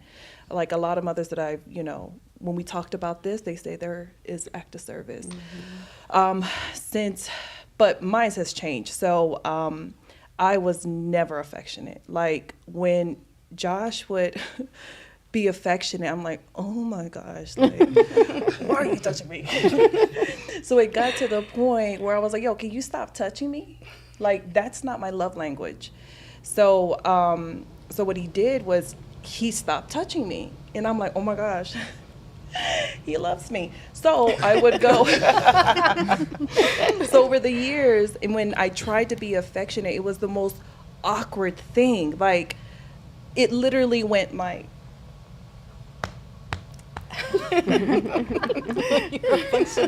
yeah, like that's how it started. It was like, and I'll tap him on the top of the head. And then it went from that to me like rubbing his back and like hugging him and, you know, kissing him. I sound so terrible. No, not at all. You heartless wife. But, you know, growing up, there was no affection, you know, like I didn't have any affection growing up. So, but now my love language is physical touch because I already mastered act of service. So I don't need you to help me out with anything. I don't remember the last time he's ever washed any clothes, cleaned anything, cooked anything, because I got it down. So, so then I told him, I was like, hey, like, yo, my love language now is like physical touch. And he was like, oh, now it's physical touch? Like, his prayers have been answered. Like, really had to overcome because he said his feelings were so hurt because it was just, it was so gross. I was like, yo, stop touching me. It was very rude. And I apologize for that. But it hurt him so much that I didn't know that he didn't, you know, he stopped touching me because that's what I wanted. He stopped touching me because he was hurt. So then now that my love language is, you know, physical touch, he was like, it's difficult for him to physically touch him because he's remembering when I shut him down. And so that he started back again. And so then now he can't stop, but No, you're like, I got so then I'm like, Your cup is full. but I can't tell him like once every 3 days. That's cool. Like you can hug me once every 3 days. That's fine. that is marriage, I think. Hug you once every 3 days? Well, I'm saying like all the time. Hug? Kiss. Your husband hug? Well, see, here's the thing. I hug him and touch him all the time. Yeah. Okay. But for him to hug me and like he'll come in Every 3 days is a stretch, though. I thought you were just being funny when you were like cold, heartless wife. No, it's just like Hug my wife. he'll come like wife hug every 3 me, and I'm days? like, hey. He's like, hey, and I'm like, oh God, here goes another. But he's not watching because he should be working. So my love language. watching. They're gonna send it to him. What is he saying? I didn't tell him that. Oh, I didn't know he was watching. I didn't tell him that. Yo, like when I say the What are you saying, cat? of course he will say that, but he's actually very, very affectionate. He gives so much praises. You know, I got to clean it up now. So, Yo, you What know about yours? Well, but it's for real though. Like now he's like, oh, so you don't like physical sex? No, I do, but I don't like it all the time. Like I'd rather I'm with you on that. give than to. Oh, like even my kids, like they want to hug. I'm like, get off me. But you know, but I on your just didn't. time. I didn't grow up being affectionate, so it was very difficult. But I can give it all day. Now to receive it, maybe that's a child trauma. I don't know, but yeah, every 3 days, Jessica, I'll do 2 days. One day, I'll let him do whatever he wants to. Forget about it. that's real though. Like everybody has their own thing that other people just don't Yeah. understand. I mean, that's what So- marriage is, right? Colliding For sure. two family histories and rewriting it into one. And I think if we are okay, I think that's what you meant by like, you know, we don't talk balance. It's a little 50-50-ish for me, which it doesn't exist. If we can just accept the fact that we have to collide these two histories, but let's rewrite our own and make it a beautiful love story, we can truly accomplish something beautiful and generational. Yeah, Dre said to me multiple times, when's the last time you hugged me? And I'm like, it was just I mean, yes, maybe. She's like, no, she's counting. I be counting. Yep. Because it's not a natural thing for me to walk in, hey, honey, I love you, and give the hugs and the kiss. But he gives hugs. So David is the hugger and the kisser when he comes through the door. So when he doesn't do it, like for all of us, me and the kids, like he just comes in, gives a hug before he leaves, comes home. So I'm so used to his hugs all the time. I'm like, oh, you didn't give me a hug today. But I do that because we went through a season where it was like, yo, you didn't hug me, because I'm not naturally He's not like that. You know what I mean? Affectionate. So when I do it now, it's me remembering. Not because, oh my gosh, I cannot wait to hug my wife. It's like, hold on, let me make my check. See, Josh is like That that. part. And 'Cause like, he tells me, he jokes all the time. He was like, you're just like David. And I'm like, stop saying that. I was like, because, I was like, but it's true though. You're not naturally like that. And especially coming from a female, it's not, natural. I mean, it seems like all y'all are really. No, I resonate with what you're saying. I grew up with Thank 3 you. brothers. There was no hugs, no kisses. Like, I don't even remember hearing my mother say, "I love you," though I know she loved me. Right. I felt loved by my brothers and my mother, but I didn't learn that. I didn't learn affection, and so it seemed very awkward and strange. Now, the one difference is that I can love up on my kids all day long, twice on Sunday. And I think that's why my husband would be so frustrated, because he would be watching me hug and kiss up on them. And he'd be like, well, where's my kisses? I see you hugging and kissing up on them. So what's the problem? And I had to somehow convince him that it's not you, it's actually me. I love you. I just don't show the affection the way that you need it. And that's what I needed to learn to do. So I did want to circle back with, how do women, especially, with us, how do you work through your husband being fine and out in the public? For me, I don't care. Like, I don't care if a woman likes him. Like, he wants me to come all the time. And then, someone mentioned to me, well, aren't you scared that he might cheat? Like, all the work that you put into your marriage, aren't you scared that he might cheat and then you guys get a divorce? I was like, I don't care, because the work that I put in, it only made me become better for maybe the next husband. I don't have to do all of this work all over again. He just made me become better. So if he wants to ruin that, for him to start all over with somebody else from square one, then that's fine. But I've never, ever stressed out whether or not he will cheat on me or he will do this or he will do that, because I've always told him, whatever you can do, I can do better. Kelly, you never dealt with that? Your husband got green eyes? No? Oh yeah, my husband he's very easy on the eyes, but he has always gone overboard to make sure that I don't have to worry about that. He assures you. Like, he That's would be good. crazy to leave me, and I really believe that. He'd be crazy to cheat Where on you me gonna go? because hey, if you want to go, hey, have at it. She'll be sending you Right. back to me. But that's not something that we've ever had to deal with from either side. We're both solid. Now, Thank that's not God. to say that there's not other issues in our marriage. We've Right. been married, for a long time, for over 20 years. But infidelity and cheating is not one of them. That said, there are women that throw themselves at my husband. I mean, we go to a lot of places together. I'm the one in the limelight, even though we're both successful entrepreneurs. He was an entrepreneur before I was. But when I came into the space, my job is more visible. My husband he's a real estate investor. That doesn't necessarily mean he needs to be on Instagram all the time, blah, blah, blah, blah, blah. With what I do as the coach's coach, I'm very visible.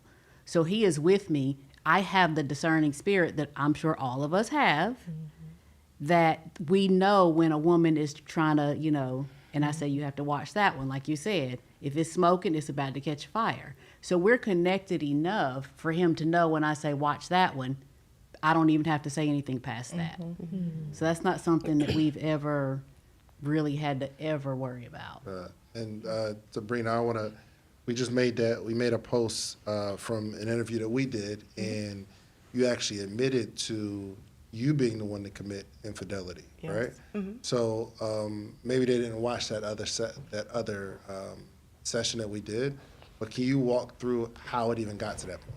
Yeah. So for me, it was a lot of, on my side, it was unresolved trauma, not really addressing the issues that I had within myself.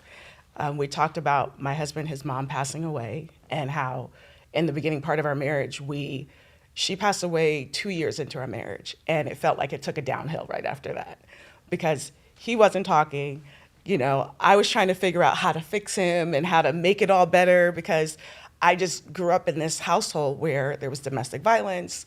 I was dealing with, my shame of being abused and all of those different things. And I was just trying to fix it to make it this perfect marriage and failing miserably. But it wasn't his fault. It was me. It was my issues, my not really having conversations with him and telling him, I'm hurting. I don't know how to deal with this, because like you said, we try to push past it and try to pretend like everything is okay. And that's what I was told. Like, when I prayed about it, I'm healed, I'm fixed, everything should be good. And thinking that I didn't need counseling, I didn't need therapy, I didn't need medication and all that stuff. And, for me, I lost interest in having conversations with my husband. And it was very easy for me to get attracted to someone who gave me attention. He paid attention to me. He spoke to me, and was very open about his feelings. And so for me, that was like, oh, this is good. This is what it's supposed to be like. And we were at a point in our marriage where we were both numb.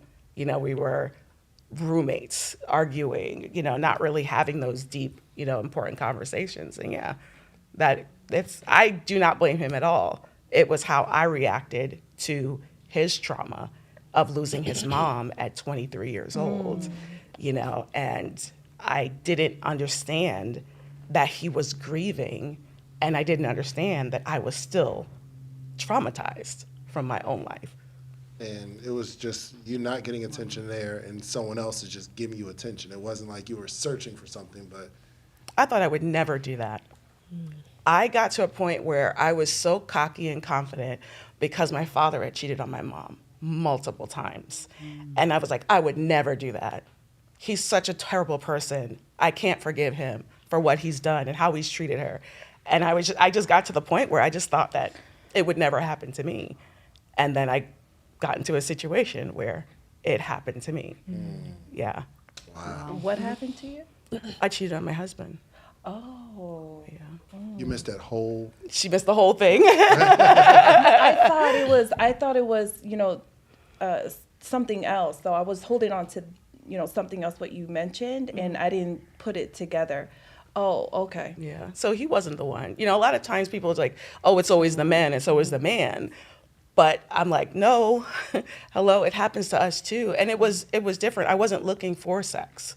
I was looking to be seen, to be heard, to be loved. I wasn't a touch person. So it's not like that. It could have been resolved that easily. Let me just give her a hug and hug it out. I'm like you. I was like, I really don't want to be touched. But a lot of it had to do with trauma for me. And as I've healed throughout the years, I've understood that, okay, I do like physical touch. Like, I love when he hugs me. If he's walking out the door, I'm like, where are you going? Like, we having kids. If he's walking out of the room, I'm like, give me a kiss before you go. That's what the healing has done in my life. To now I'm at the point where I'm the person who's touched, and I wasn't before. It was him. And yeah, I did hurt his feelings because I didn't want to be touched. I didn't want to be like, and so I had to learn this is what he needs. When I found out about love languages, I was like, oh, right. That makes sense. I'm not speaking his language. And so once I learned that, then the healing and a whole lot of stuff. We've been married 28 years, together 30, so we've had a lot of time. I like how the cheating is not a deal breaker, because cheating for me is not a deal breaker either. Well, it was for him actually initially. He said, this is the one thing that I would never not forgive her for, but I wouldn't actually stay with her if she did this to me. And I watched God do a miracle in his life. Oh, wow. Can we talk about that a little Sure. bit? Because I think many are in that season where, okay, I have forgiven, but I'm not letting go. From a woman's perspective to a man, can you help heal some people when it comes to that? This is what to expect in that season. This is how you can be there for your husband. This is how gracious you can be during the season. This is how forgiving you can be. Because although he's forgiven you, you still got to forgive every day that you don't feel forgiven. Yeah. So just talk about that a little, because I think that will bless many people. Yeah, right that now. has been a huge struggle in my life, and then understanding what my mentality was back then, understanding that I'm worth it. Like Jesus said, I'm worth dying for.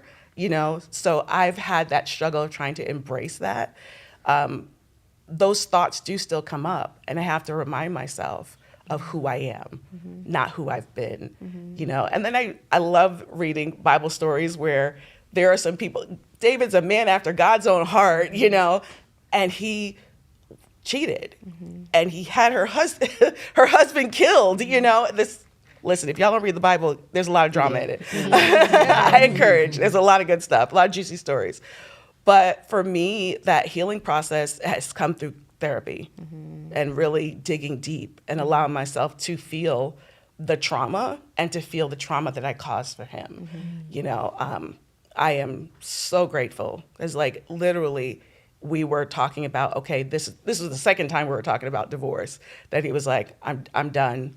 We had my son. We're like, okay, I'm gonna live here. You can have him on weekends. That's what he was like telling me. Like, I'm taking him, all of that stuff. And 3 days later, I know, yes, in 3 days, he said, we're gonna work on this. And so that has been a process. And one of the things that you mentioned about inviting people into our circle, that was healing for us, is inviting people in and having community and not thinking that we're good enough to handle this on our own. A huge thing for us is we volunteered at our church a lot. We were actively involved, but no one asked us if we were okay. Wow. Partially our fault because we showed up as blessed and highly favored and everything's fine, everything's wonderful, but people didn't take the time to dig deeper into what was happening inside of us. And so once we got into community and connecting with people, it really helped us to talk things through and heal from it. One of the things I learned, I love, and it's such a cute hack, quick, easy, about being seen, being heard. Because I'm the one, I don't know if it's obvious, I can speak a lot. You know, I always have an opinion, I always have something to say. And my husband is a great listener.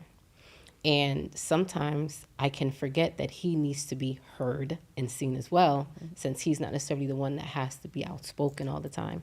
So I have this thing, a 60-second rule that I would love for dominating women like myself, very opinionated, to just exercise in your marriage. So the 60-second rule, where you allow your partner to speak. If you ask the question, and give 60 seconds, even if it's quiet, like that real uncomfortable pause, like, are you going to say anything else? Okay, well, then it's my turn again.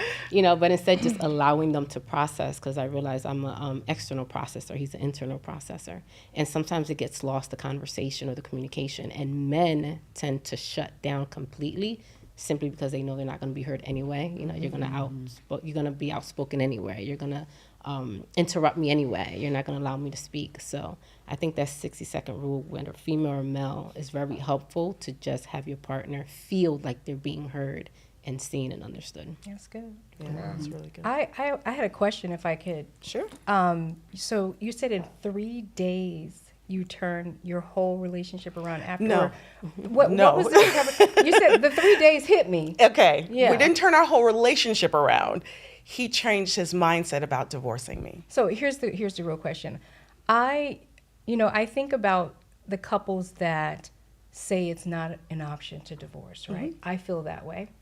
For me, it's not an option to divorce. But I'm 22 years married. I have children. I have a foundation that I've built and established in my marriage. My marriage is its own construct, right? But then there's the relationship part.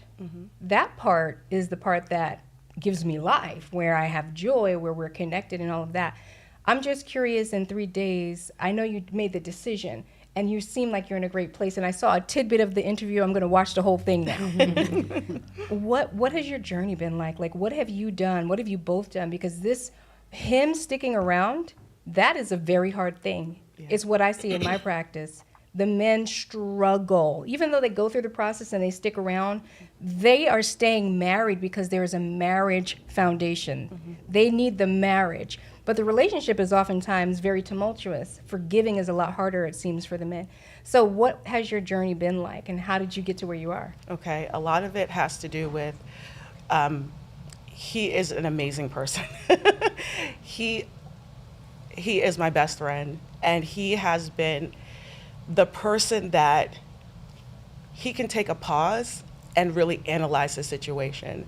And I think for him, he said that God told him, she's going to turn around and she's going to be amazing. And if you let her go, she's going to be amazing with someone else. And for him, he was like, oh no, that's not going to happen. And so he's competitive too. And for him, it was a competitive thing, like, I have to win at this.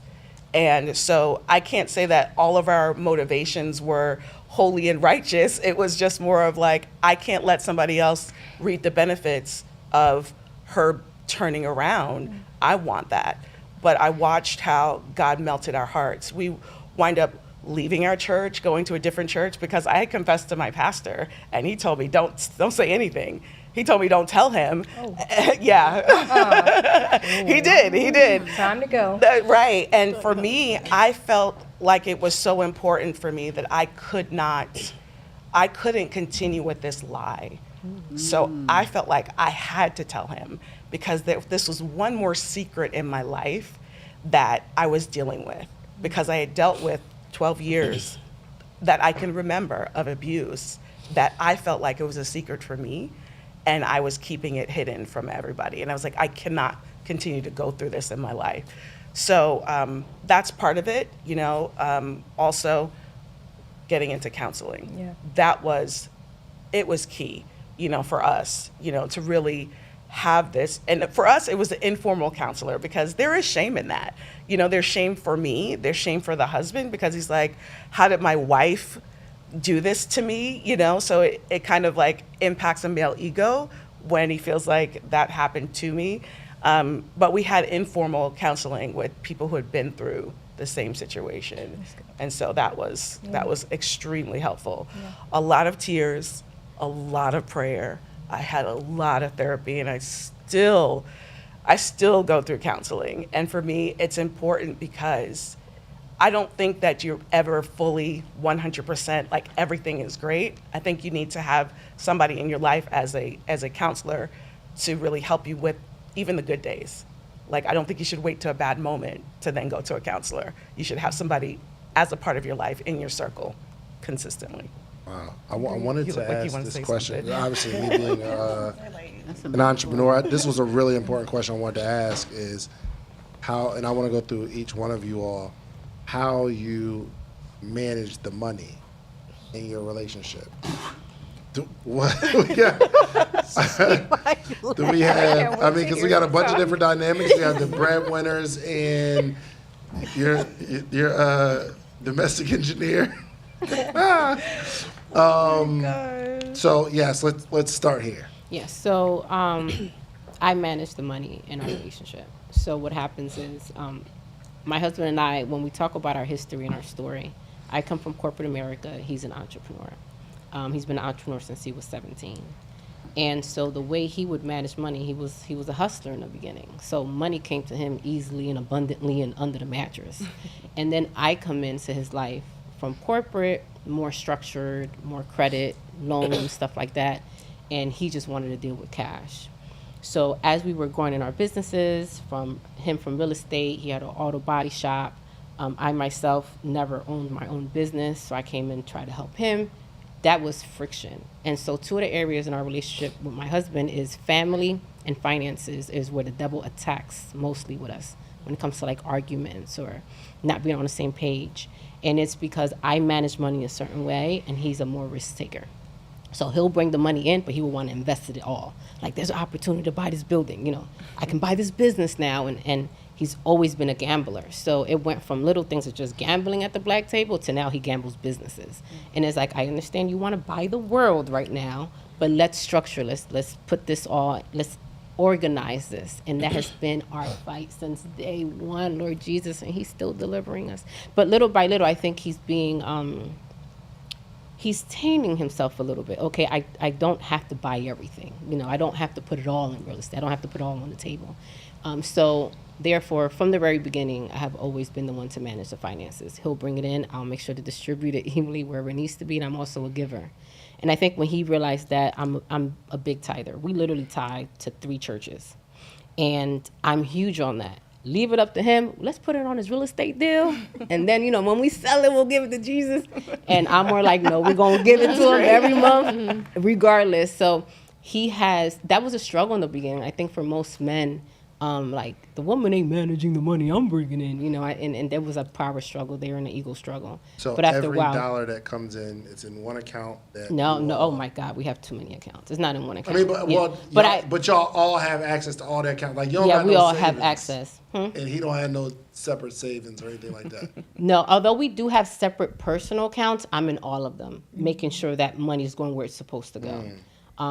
He does not, like, he'll take money out of it, like for an investment deal, and that's when we'll be like, you didn't tell me you were taking out $50K for that. Like, what's up? And that's when the whole thing will happen. Well, yeah, it was quick. It had to be a real quick transfer. Bro, if I hear another quick deal. So that's where the friction will come in, but I am the one that would distribute where it needs to go, making sure the bills are getting paid where they need to get paid, making sure contractors are getting paid when they got to get paid. He will not be the one to say, hey, babe, did you pay that bill, remember? Like, he's clueless. What bill was due when, who was supposed to get paid when, unless he gets a call. It's all me. Got it. Jess. I gave that to God. I gave that to God. I Like- love you. I love you. Like D, my husband is definitely a risk taker. And early on in our, okay, so even though we're newly married, we've been together for a while. Obviously, we have 2 kids. So early on, when it came to him buying real estate, he's a big risk taker. And I did not agree with some of his financial decisions, and I had to give it to God for my peace and for my sanity. Because I also realized what we've talked about all on this couch is that we come from 2 different households. We come from 2 different environments. We're 2 different beings coming together as one. And so I was raised in stability, a lot of stability. And he was raised, I don't want to say, he was raised as a hustler, like you just said, for your husband. So he willing to risk it all. Because at the end of the day, I think the more that you go through in life, you really understand that I can rebuild. And I admire that confidence about him, that he can, like, no matter what, I'm going to be good regardless. But as a mother, I think that's when my risk taking was off the table, because I'm now like, okay, I have to look out for my baby. So what are we doing? So luckily, I've put myself in a position. We just both have different finances. And like I said, I just gave it to God. Like, God. So his money goes to his account, your money goes to your account. Yes, but also I do understand that everything takes time. All of you guys, most of you guys on this couch have been married 20 plus years.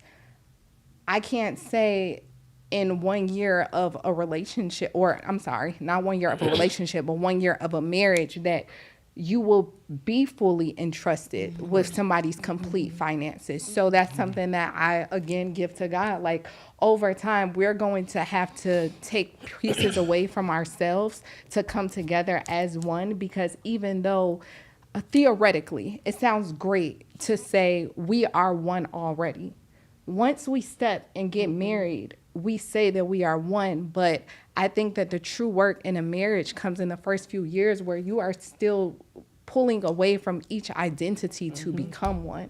So I think we're becoming right now. And in that, we just got to give it to God.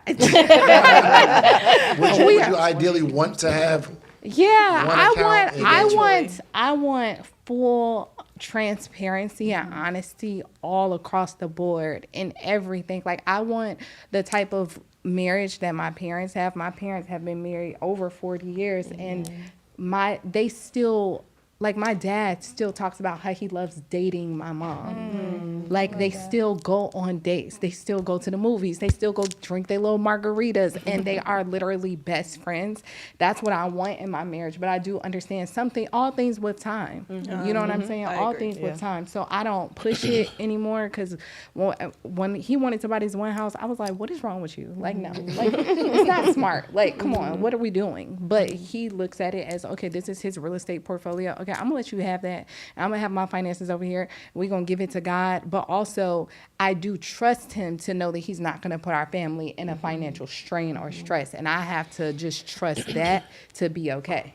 But you being a breadwinner as well, do y'all, like, first off, Mama, if you was trading and all that, you got the community, you got some bread coming in. Maybe, I don't know. What, we put it together and then we pay the bills, or does your husband just pay all the bills, or? So for the house, yes. Yeah. For the house, yes. But the reason being, all transparency, is because we moved into this house that I felt like we shouldn't move into. And he said, I'm getting this house with or without you. And I said, okay, well, you're going to cover the bills with or without me. So I don't feel like we moved as one. And so that is why we aren't, you know what I'm saying? But also, I think there's something to say, too, that I love him so much that, like, if he ever got in a financial strain, I'm going to just trade his money up for him and flip it back. We're going to be okay. So It works out. praise God for the skill set, too. That first time, Trey had some bills. Well, she had a job. She had some bills. And it was, I think it was the thing of her independence. Because I remember this, and no lie, tell me if I'm lying. I'm like, yo, I'll take care of the bills. And it caused an argument. She's like, you don't take care of me. I'm going to pay something. So she fought to pay the light bill and some other stuff. I like the soft And life. I'm like, do you think? But I also like was my definitely working paying the life. light I bill. like Me the not gas bill. having to like I want to go buy what I want to buy, and I don't want to have to ask you for it. And so I buy what I want. If I want a new car, I can go buy a new car or something like that. Like those bills, I'm gonna take care of. The stuff that I want for me, I'm gonna take care of. I think what I love about the couples that are entrepreneurs, they both figured it out, lovepreneurs, right? There's financial equality. And with that financial equality, you get independence within being together. So you still get to be who you are. To the ladies that are in this situation, like us, where it's like, okay, wait, how they're risky, they're risk takers, and I'm more, stable and I'm more organized within the finances. I think just understand that neither one is right or wrong, right? That depending on the situation, there might be a right decision for that situation, but they both require faith. So for our husbands to be risk takers, that requires faith. And for us to be organized with our finances and not overspend and still feel like we can live the life that we live, that requires faith. So I think for the devil not to pervert that, we need a mix of that stability and that risk taking to truly become who God designed us to become. If we can accept that and just deal with one situation at a time and not let that divide our marriage, because I think that's what the devil tries to do in my marriage anyway, is try to divide us because we have two different work ethic or two different interpretations of what finances need to be. When in true transparency, God actually intended it to be this mixture, this mixed bowl, so that we can obtain what our goals are, what our dreams are. We got to have a little bit of both. Just like every portfolio. Yeah. Our 401ks are trading. You have a little bit of the risk, then you have a little bit of what you know is going to get you through regardless of the season and the recession and all that. That needs to be done in a relationship. You need to have that mixture, and we have that. But the devil tries to pervert it and make it into an argument, Danny, how y'all do it? Because y'all have one business together. We have several businesses.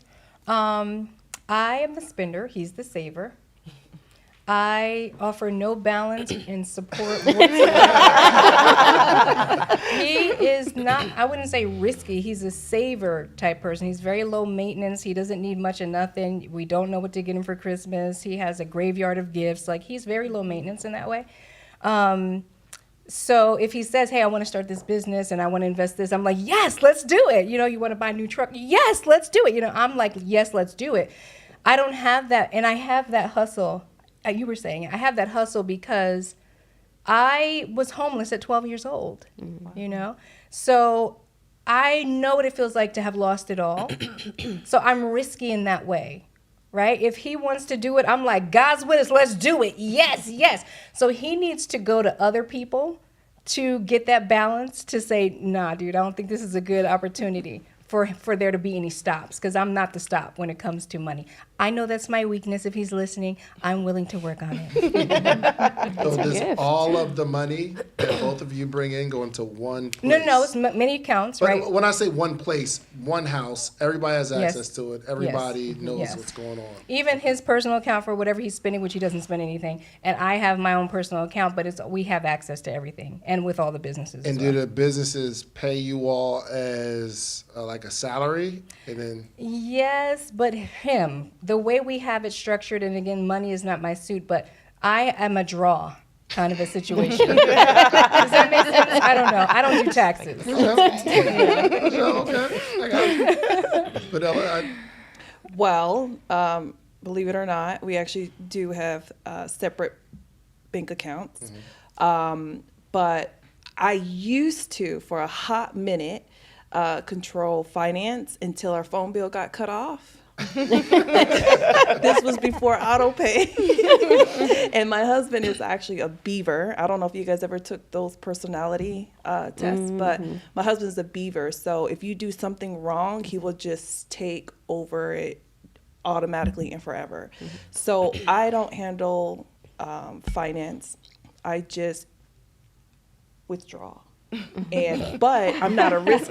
She's so cute. But I am not a risk taker though. But my husband is. So like, I'm not the type to he's like, we should purchase this. I'm like, no. We need to go on vacation. No, ain't nobody going on vacation. Like my kids like, we want to go to Hawaii. We're gonna put on the YouTube channel and we're gonna watch Hawaii from our chair until we get a certain amount of passive income. That's always been my goal. But my husband's like, no, the kids need to do vacation. So I'm like, do a vacation, fine, whatever. But I don't control nothing, so I have no say. Do you have transparency in everything that comes into the house financially? Yes. Okay. Dre. That's what we were laughing about because we always talk about how we're restricted. Well, put me on the spot. I'm a spender. Okay. I am not, let me say this. My husband is an amazing teacher. When we first got married, or we were dating, my credit score was trash. But David definitely taught me how to pay off my debt, bring my credit score up way high.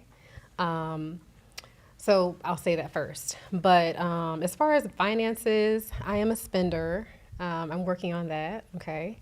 But what's the question? The question was... So does all of the money, do you have full transparency in all the money that comes into the household? Okay, so I'm on payroll.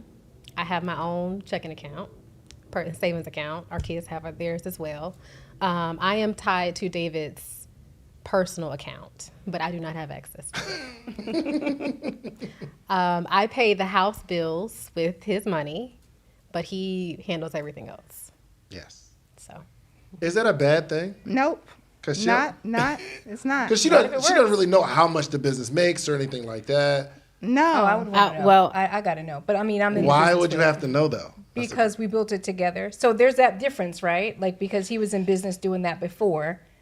I still would need to be all up in the business. I would just need to. I have access. You have access. So if you want to look, you can find out. But I don't look. No. I have I need access, to but know. I don't look. Yeah. I don't have access at all. I need to know because of the future. I need to know because we got kids overseas. I don't have really access sure at all all. the accounts. That's why I said I have to give it to God. My husband, I don't know what comes through those earn your leisure accounts. I can assume it's a lot, but I don't know. I don't know. I know he has multiple businesses. Exactly. So I know David has multiple Hold on, businesses. do you got access to all of them? No. So our house. So He's doing a check. So our situation, of course, may be different from everybody's, but he has several businesses and several different business bank accounts. I'm not privy to like those business accounts and what the money brings in, but I am a beneficiary and I am as far as like the whole Let me CPA text Michael and and tell tax her to make me situation. a I am a part. beneficiary. I earn business. I earn a percentage of those businesses, Yeah. so I'm not like left out. So Michael McDonald. I need to be the beneficiary. Yeah. So that's No, but here's the And I need to be on payroll.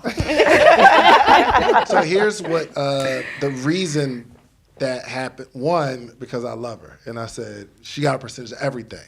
But Wow. Strategically, if someone wants to sue me, they can't have everything because she's a part owner. So in all the that's the way our CPA structured it. Like she has a percentage of every single business. So if you want to sue a business, you can't just take everything because it's not my business solely. See, the thing is about this type of structure that most entrepreneurs don't think about. If something happens to you, Dave, or something happens to Mike, it's Andrea and Jessica that, for the family and for your legacy, has to figure out how to keep building or even how to sell. And they won't know what decisions to make if they weren't part of that background process.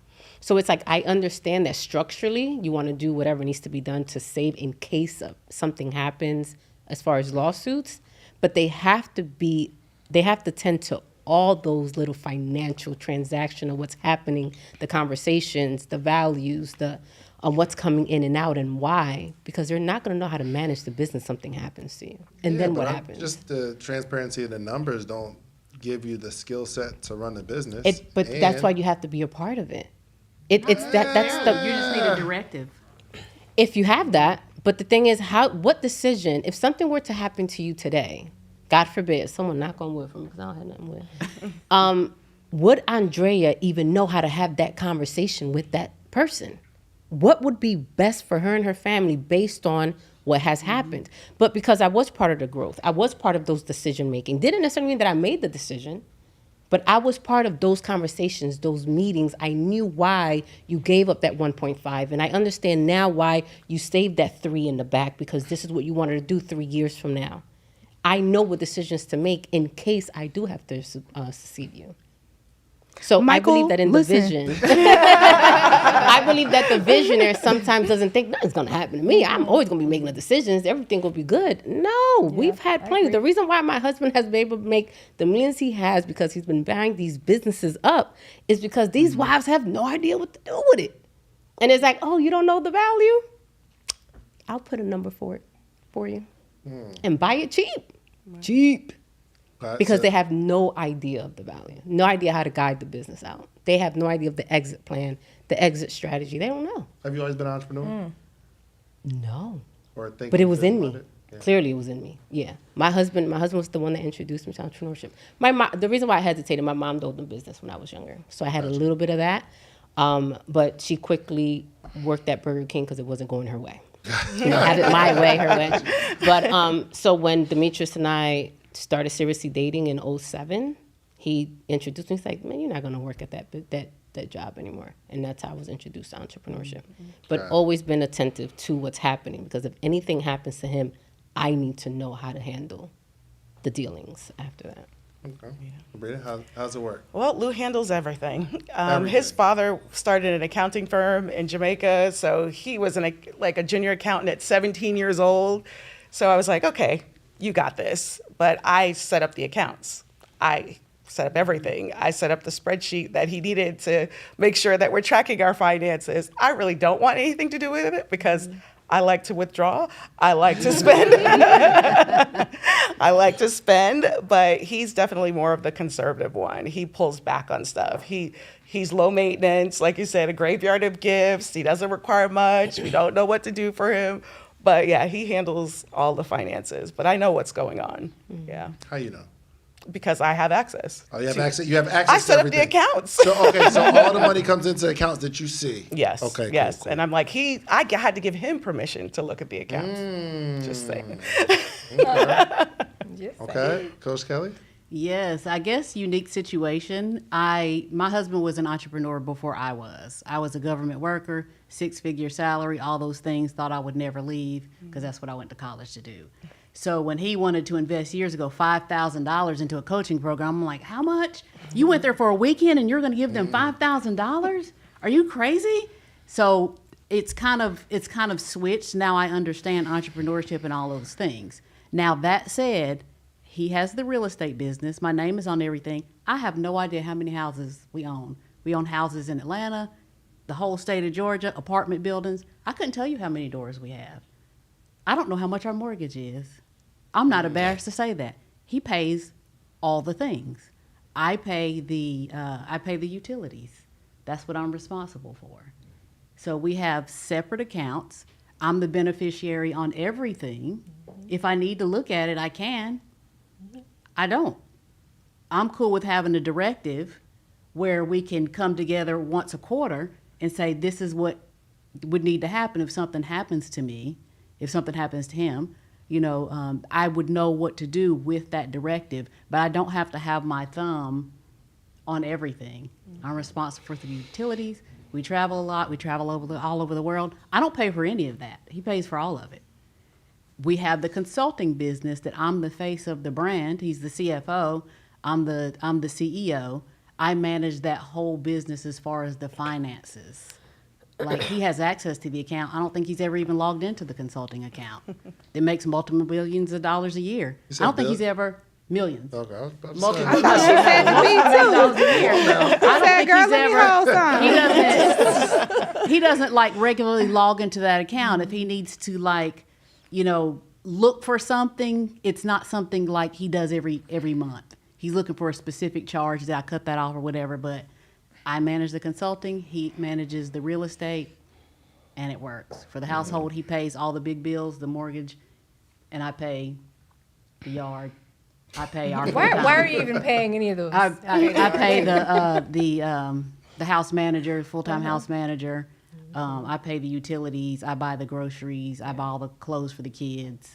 And I think that's fair. That works for us. I mean, for each of us is whatever works for that household. Right. Yeah. I say that to say that there is no right or wrong for however, for the viewers that are watching, however you do it, as long as it works for you and that person, that's all that matters. Yeah. That's really all that matters. Now, I do want to say this, though.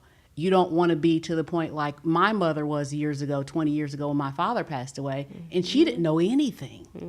And that's kind of what you're speaking to. we benefit from it all the time, from real estate to business. She didn't know anything. So she was in a reverse mortgage situation, and it's like, wait a minute, we don't own the house? Like, it was a situation. Never find yourself in the position where you don't know anything. But know that whatever works for your household works for your household. And don't let anybody tell you you're doing it the wrong way. Right. Okay, good. I want to end this off with some. Have a meeting with me after.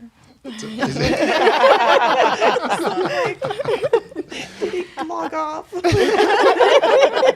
Oh no. Current struggles, because even people that have been married for 22 years, 28 years, like, it's still a fight. I don't know if it ever. I think the fights get easier after a while. Once you start to understand, what's happening, you understand your partner a little better. It's not kind of the silly stuff in the very beginning that maybe Jessica be going through in them 8 months, because it changes. And that was, man, them early years? Ooh, it was hard. Oh, man. It was terrible. like two people trying. And we met on the first Tinder and 3 got years. married 6 months later. It was first like, 3 years it's up. And I Really? don't recommend. Seriously? Yeah. Yeah, the first 3 Wow. years was hard. 3 kids, 6 months, six Are you years talking about later. Tinder? Yeah. Oh, I thought, yes. We was out Wow. Yeah, we did. We met there. I on recommend nobody do that. If you're listening, don't So ever do that. They say that the first 3 years of marriage is the hardest. Is it true? Tinder. It was. First for us. 5. Oh, First yeah, seven. you gotta ask First for 20, seven. after 20 Yeah, it's something. different for If you can get everybody. past year 7, Really? year That's 7 so is good. hard. Year seven Because is at that hard. point, at year 7, you're like, you could find somebody else. I could find somebody else. Like, do we really want to be here? That, to me, that's when it becomes a choice. Yes. Up until that point, it's love. 100% agree. 20 years. So what about the first? Yep. 22 years. What about the first We're all 2 saying the same years? thing. I feel like at 7 You pack Year yourself in 7. hard. Just know y'all are about to hit year Because because 7. you're still learning each other. You're still learning Yep. each You're other. still You said learning. what? You You're right. leave so many times that you come back. You know how many times I packed my stuff in the car? First The year, first like, two I'm not years. coming back. First yeah. 5 years. It's And hard. then, so he caught on. So what he would do is get all the cars, because I would have one key, and he will park the cars behind that one car so I don't leave. So one time he took the key, and I was like, I'm leaving. And it would be like the smallest thing, I just want to leave. And then he literally chased me around the cars to get the key back. And I did that white girl fall, in the scary movies. And Kathy, you just had to fall. But yeah, so the very first 2 years, like I'm the person that I would leave, but my husband's the type, no, we're gonna sit down and we're gonna talk about it and we're gonna work through it. But I'm not a talker. Like, give me a month. He was like, a month? I'm like, yeah, I'm not a talker, so I'll just leave. Yeah. First 5 years. But now I stay forever. Yeah. I The overcame first that. 3 years for us was hard. Yeah. The It was first really how hard. many? First three. I think after we had our second child, it got easier. We're like, oh, we love each other. She's carrying the one right now. I don't know if here's my thing. I don't know if it's any amount of years because both people are becoming different people. Yes. Like, even if Yes. you're married for 8 years, the next 8 years you're going to be a whole nother person. Yes. And they're going to be a whole nother person. So I don't know. I don't see it being like just easy at year 20 something. It's No, not. no, it's it's not. not. Because you evolve and you don't necessarily evolve at the same rate, Right. at the same time. Yeah. You're constantly Right? getting So to know it's each other. Constantly. Yeah. I think that's the part when people say like let God lead or let God be first. It's because if you're not tied spiritually, you'll miss the evolving and you'll blame the person for changing when it's actually an evolving season for them that you should embrace because you're next. You're about to evolve too, you just don't know Right. it yet. Yeah. So I know with Demetrius and I, we've evolved so many times, and I love this because we're so spiritually aligned right now, and I mean that spiritually, not necessarily from a human standpoint. We're still in disagreement a lot, but spiritually we're so aligned that we noticed that we were shedding skin. We talked about this the other day. We shed skin on the 31st, like it happened, and we were able from like a bird's eye view to see like, oh my God, we're changing. And if we don't embrace this right now, we're going to miss this beautiful moment of us becoming somebody else. And it almost happened instantly, together, simultaneously. So I remember him falling out of love with like this warrior woman of me. This side of just being very dominating and I know what I want and just being so straightforward and this is what it is. And I during that moment, I was becoming more gracious at the same time. I became where you get those compliments like, you're so graceful, you're so sweet. And it's like, I am? Really? Who is that? What? So other people see who you're becoming before you realize you've gotten to that destination. And it's like, I am becoming more gracious. I've been praying for this. This is happening, but is it happening at home? And so that warrior skin is starting to shed off. And I'm starting to evolve into this more gracious of a woman, of a wife. And my husband started falling out of love with that warrior because he was now the new person he's becoming was ready to receive the more gracious wife that I was evolving into. And this is all happening bird's eye view. At the moment when this is happening, we don't feel that. We feel tension, there's drama, there's disagreements, there's you don't love me, what are you doing? You know, there's all that friction, which is why I always say don't miss that friction that you're going through is actually you evolving in life and God and the spirituality of yourself being driving you towards the destination that you're going into. Like, don't miss that. And that's what was happening. And as our skin was shedding, it was such a beautiful thing. It's like, oh my God, I'm the gracious wife you've been praying for now. It's happening. Like, this is it right now. It's happening.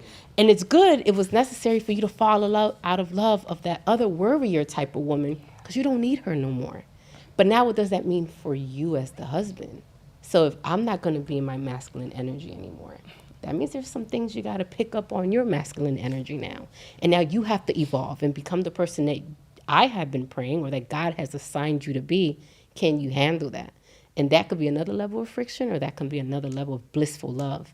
And I think we've become mature enough to see like, this could be the blissful love if we don't miss it. Yeah. I think a key is just making sure that we're in tune with it's a new season, that there is change and having grace for each other. Yeah, it's hard. You know, sometimes I'm growing at a faster rate than he is, but then there are other times where he's growing at a faster rate than I am. So if I'm in a season, I'm growing at a faster rate, I can't look back at him. Growing in what area? Well, if I'm growing spiritually, like, and I'm more in tune with the Holy Spirit, and I'm like, okay, we have to take a pause, and in the morning, I need to really hear what God is saying for me for today. But he's like, can we just sleep in? You know, and I'm like, no, you know, this is a time where I really need to spend time with God so I can get direction for the day. But he wants to sleep in. I can't look at him as the enemy. and resent him and say, well, you're not supporting what I'm trying to do in this season, because then I could get back into that thing where I'm better than you. Gotcha. And that's not okay, or where I'm just saying, so that's an example of what I mean in that season where I'm growing and I can't look back and resent him. And the same thing with him, he can't look at me and say, well, why aren't you here yet? Why aren't you okay with the budget that I'm setting down for this season? That has been a struggle because I'm the spender. And I'm like, why can't we buy this? Why can't we go on this 6-month vacation? It's like, no, that's not going to happen. Giving your issues partner with grace in-laws. to grow. Yeah. Sorry. Oh, what? Giving, Wait, I missed that. In-laws. Oh, the in-laws. I forgot we were recording. Yeah, the family, like, Yeah, let's talk about that. because you got other family that comes into this family, and now y'all family. Yeah, that collision. I told you our two things has been finances and family. It's definitely, whether it's in home or outside, it's one of those things where we Just realize funny. history. I mean, the history, your upbringing is just too different. It's colliding, and you got to figure out how to become It's a thing. one. Yeah. Oh, Jess, It's get it a off, real get it off thing. your chest, Jess. Get it off your chest. Oh my God. Don't you dare. Next. Well, I Mine's had, great. okay, so your in-laws are amazing? Yeah. So Okay. like, especially coming from a Samoan family, a big family, so it's very difficult for everyone to be on board to accept, your spouse. So is that one person or two person? Well, there's a lot of us, so the possibilities are. But however, on both sides, oh, it's so amazing. Like my whole family loves Josh, and his whole family loves me, and I tell my son, he's 18 now, and I tell my son, like, the most important thing when you look to marry someone, you need to see what type of support system she has as far as family. Because like, I don't have a really strong support system. And, Josh has a really strong support system. So when there's a situation that occurs, he has to lean on his support system opposed to mine because I don't have anything. So, that also has become I don't know, I don't want to say, but like an icky, something, icky, but I would tell my son, really look at her family. And I hate to say it, but we should agree on who you marry. It should be an arranged marriage. Yeah, right. No, but like we won't intrude into your relationship. But however, like we have good judgment of character. So I'm not about like for you to marry a baby mama mentality. Like I'm not having that. That's and you're a son too. Like when does the son ever have time with their kids? Yeah. Danny, so you did some coaching for a second. You was like, What'd I say? we want to share something. You was like, don't share Don't it. do Share it, it. don't do I it. want to know why. So you were talking about drifting in relationships earlier. Is that what you were talking about? No, the In-laws. because Jessica's gonna say something. You was like, don't do it. No, You know no, what? she knows nothing about my I don't know in-laws. anything about no, her. No, no, I no, was no. Oh, so you were talking about something else. I was Yeah. just supporting her in her turning her head to the left because at the end of the day, you can say things but you can't take them back. Yeah. Well, no, I would still say, because I will 100% keep it respectful. So I will just say this. We were raised two different ways. And so our family ideologies or thought processes have to now come together as one. And I think it's very important. Michael is he's so amazing because he loves to serve everybody. And he carries the weight of everybody also. But for me, it's challenging when not even family, but friends. Remember we talk about female intuition and being very intuitive. It's like as a female and that intuition that's God-given to us, sometimes when people are so giving, you can know that they're being taken advantage of. Right. And you have to now, Protect that. I feel the need to, but then have to be in a place where I'm not being pushy because obviously these people have been his family and his friends for forever. So who am I to now be coming into his life and try to make him see otherwise? Right. Okay. So that's Where's the line? Yeah. Yeah. So for me, that's the challenging thing. And And then on the other side is just I did have, I will say this transparently because it's I mean, our family knows it, and other people might deal with this too. I had a big deal with them trying to tell me how to raise my babies, his family, and I felt like these are my babies. I want to raise them how I want to, and thank God he did put a boundary there, so all is fine now. But I'm just saying, like, it's certain things that you just have to go through. And Michael's the youngest, so to have all of these, like, you know, older siblings and stuff, he's the youngest. He's like. It's just. I think that's the key too for anyone that is struggling in that area, children and just family drama, is the moment the male can put a boundary to his side of the family and the female could put a boundary to her side of the family. The reason why it becomes drama is because someone failed to be a leader. That's it. Someone failed to create a boundary there so that no one crosses the line into this new love story. That was a big thing for us. My husband's the youngest of 6, and he's got 4 older sisters. And there's like 7 years between him and the other sister. So they all thought that he was his they were his mother.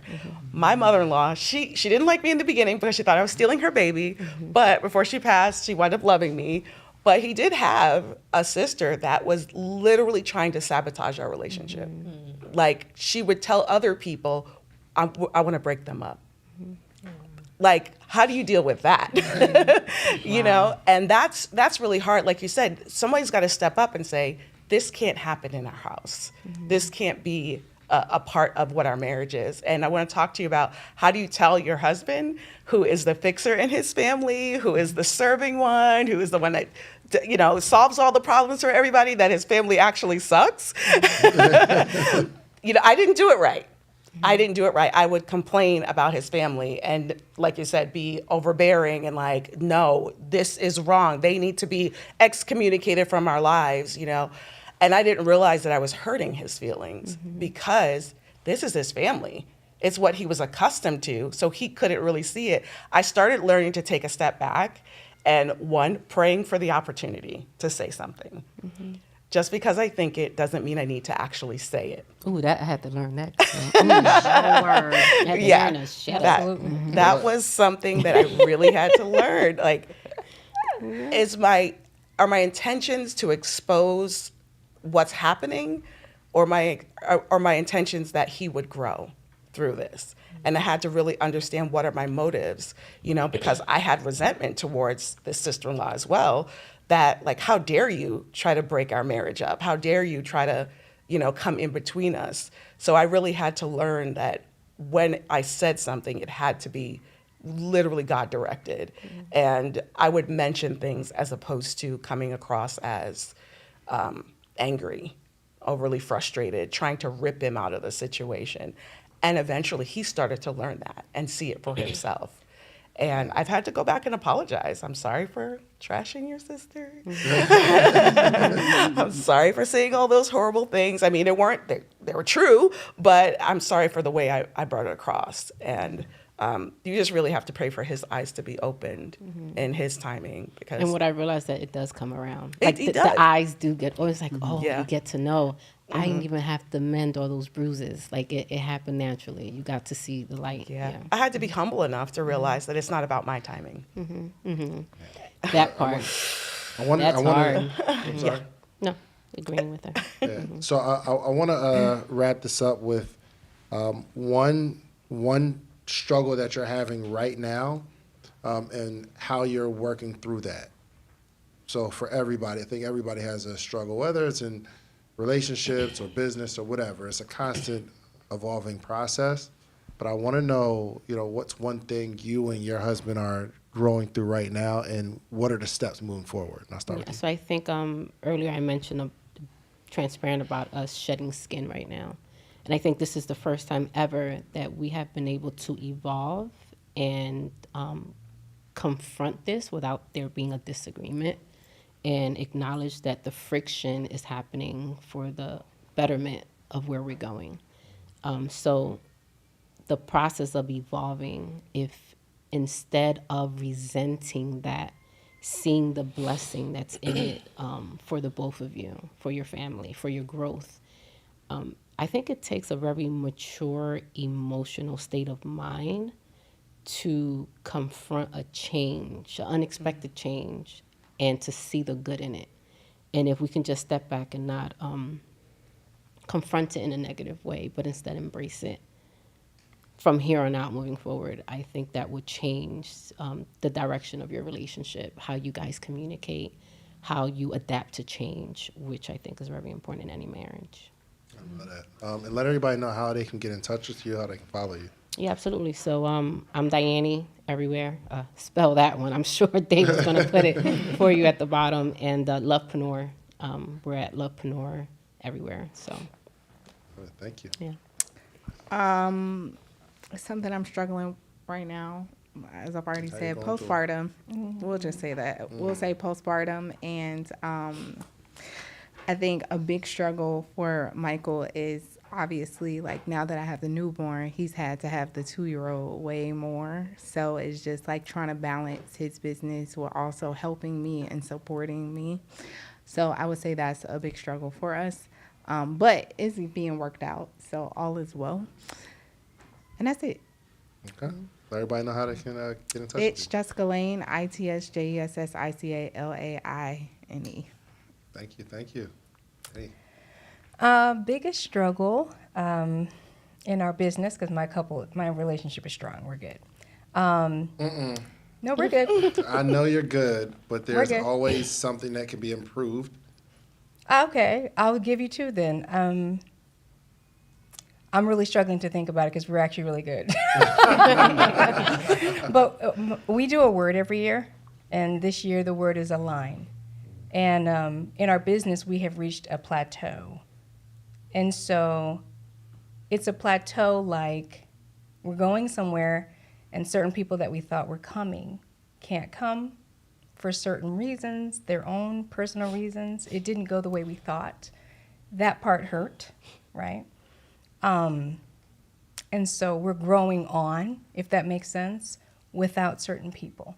That's hard. But other than that, we're good because we're going on and we're growing on, and I know that God is going to reassign. But I think that's our struggle. Were there people closer to you or him? Probably closer to him, and I'm definitely a defender. So, you know, if somebody hurts him, you hurt me. And I'm the fighter of the relationship, you know. Even if you go to a comedy show, if you start hacking on my husband, I'm going to stand up, take the mic, and I'm good at jokes. I'm that one. I will get the mic and I will, anyway. So yeah, you know, but definitely long-term connections, going separate ways, but continue to build. And you can find us at Couples Academy everywhere. And also you can find me at Suitable Helper.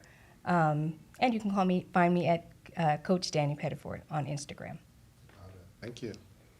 For me, it's communication. I'm not a great communicator. I don't even know how to really express my feelings. I really don't find arguments to be that big. So I'm like, it's all right. He was like, well, it's important to me. And I'm like, okay, just express it. So I feel bad because, like, I need to work on caring that he needs to be expressive and he needs to be heard, like what you were saying. So because he hears me out when I have something to say. So communication, definitely. And the way I'm working on it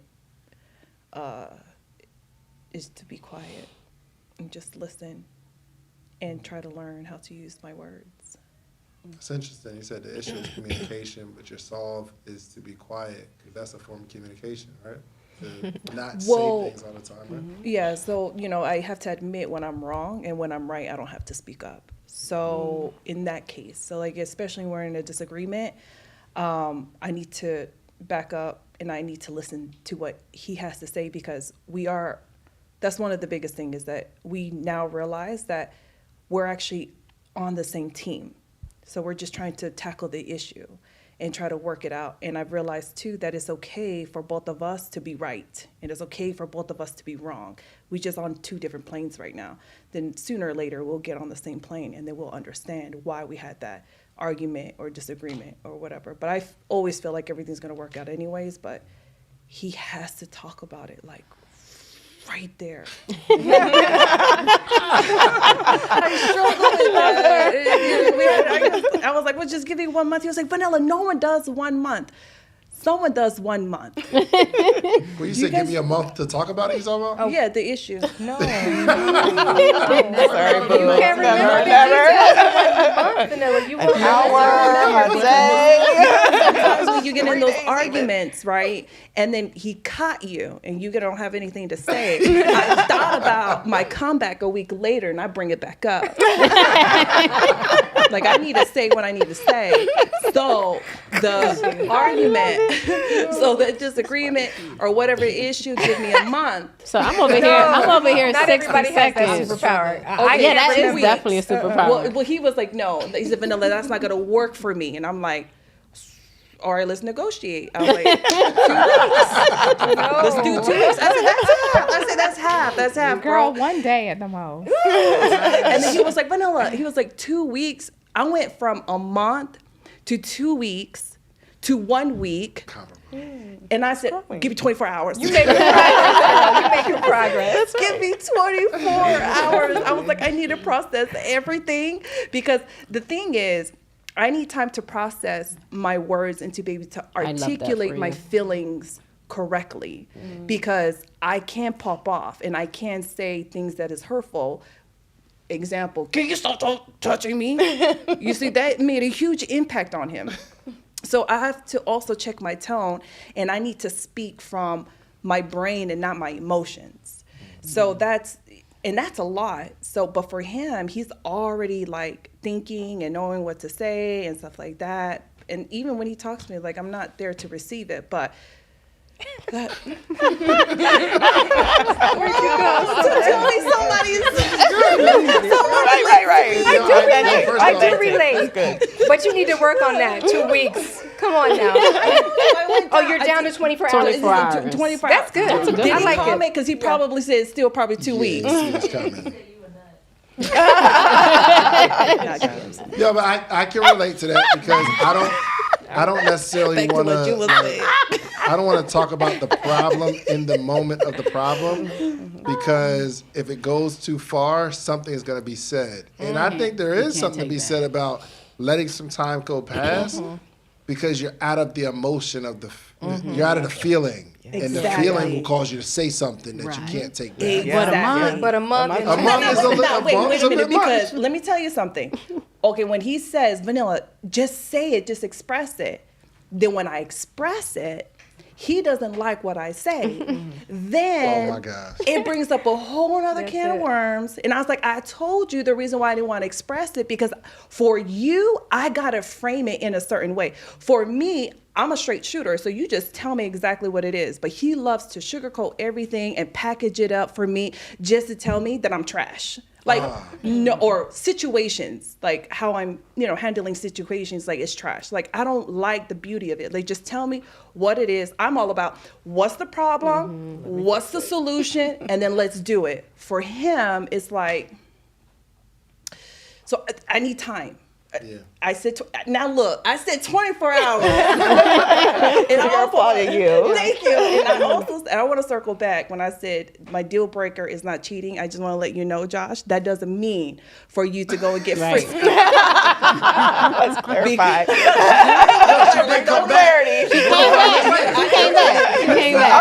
That's right. I come 2 back. hours later, right? You came Remember back. when you said that? I got to come back now.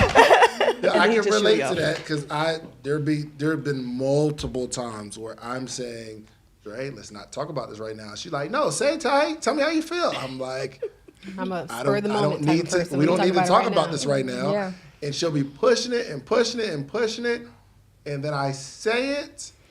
Oh my God. Listen,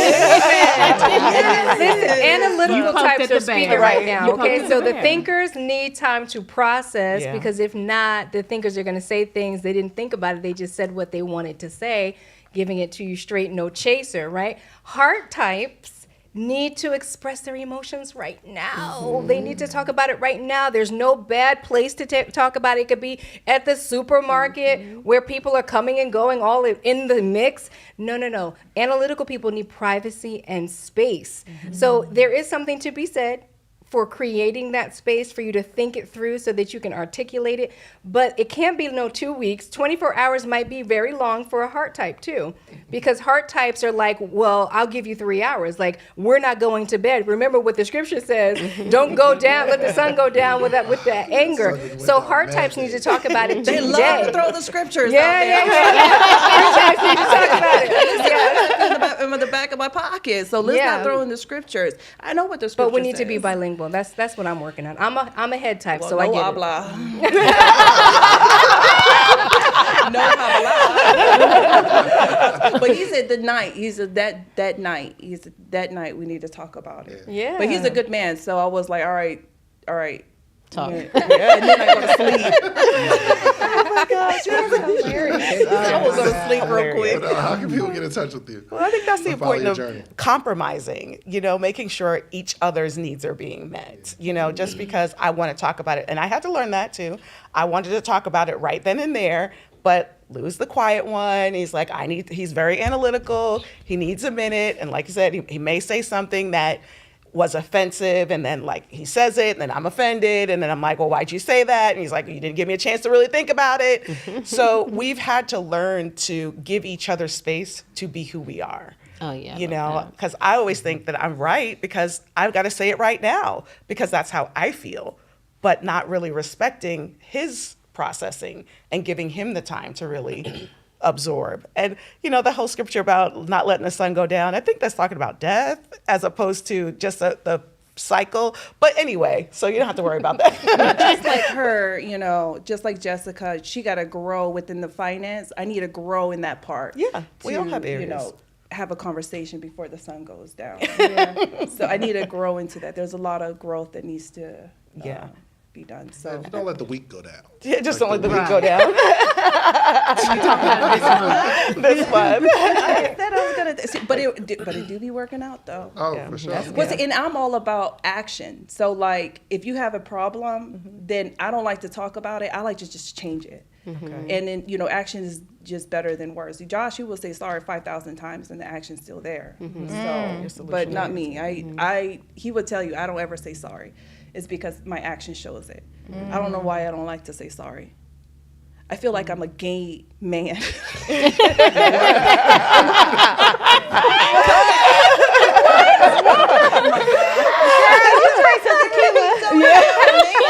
I want whatever she's drinking. Right. Sometimes when people don't like saying sorry, it's like admitting. Not just admitting that you're wrong. So I can follow you. And then like, you get offended. Like, what you offended for? You told me to express the way I feel, and I tell you how I feel. Then you want to get offended. Like, why are you sad for? We will have several seats. Almost the exact opposite of y'all. But I will. I'll talk about it for a little while. What? I'll talk about the issues for a little while. But it gets to a point where if I feel it's going in a circle, I'm like, all right, let's just stop right now. Let's just stop, because I don't want to, like, eventually I'll get tired and I'll say something and my words are sharp, not in a yelling way or like it's just deep. My words are just really, really sharp. We call that the diffuser. So like my husband's a diffuser in our relationship because I can go and I can cut real deep and I take the blades out my tongue, out the side of my pants. Like, what's up? But he knows how to diffuse the situation. So he has the right in our relationship to be like, you know what?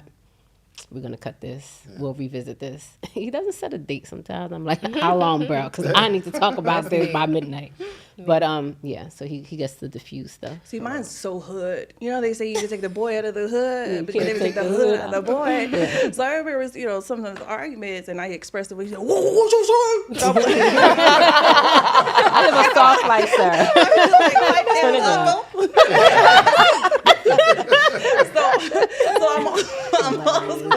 I'm also dealing with that, even though my family members, they were gangsters, so they brought the hood to the home. So I identify and I know what that is. So when you try to pull up, I'll fight and get beat up, but it's okay. But How can they follow you? so Where can they follow I you? am not on. Well, I'm just now getting on social media. I started this thing with the couples where we bring fun back into the marriage. So the Instagram is called the Unapologetic Family, which is it's fun and marriage together. Yay. Congrats on that.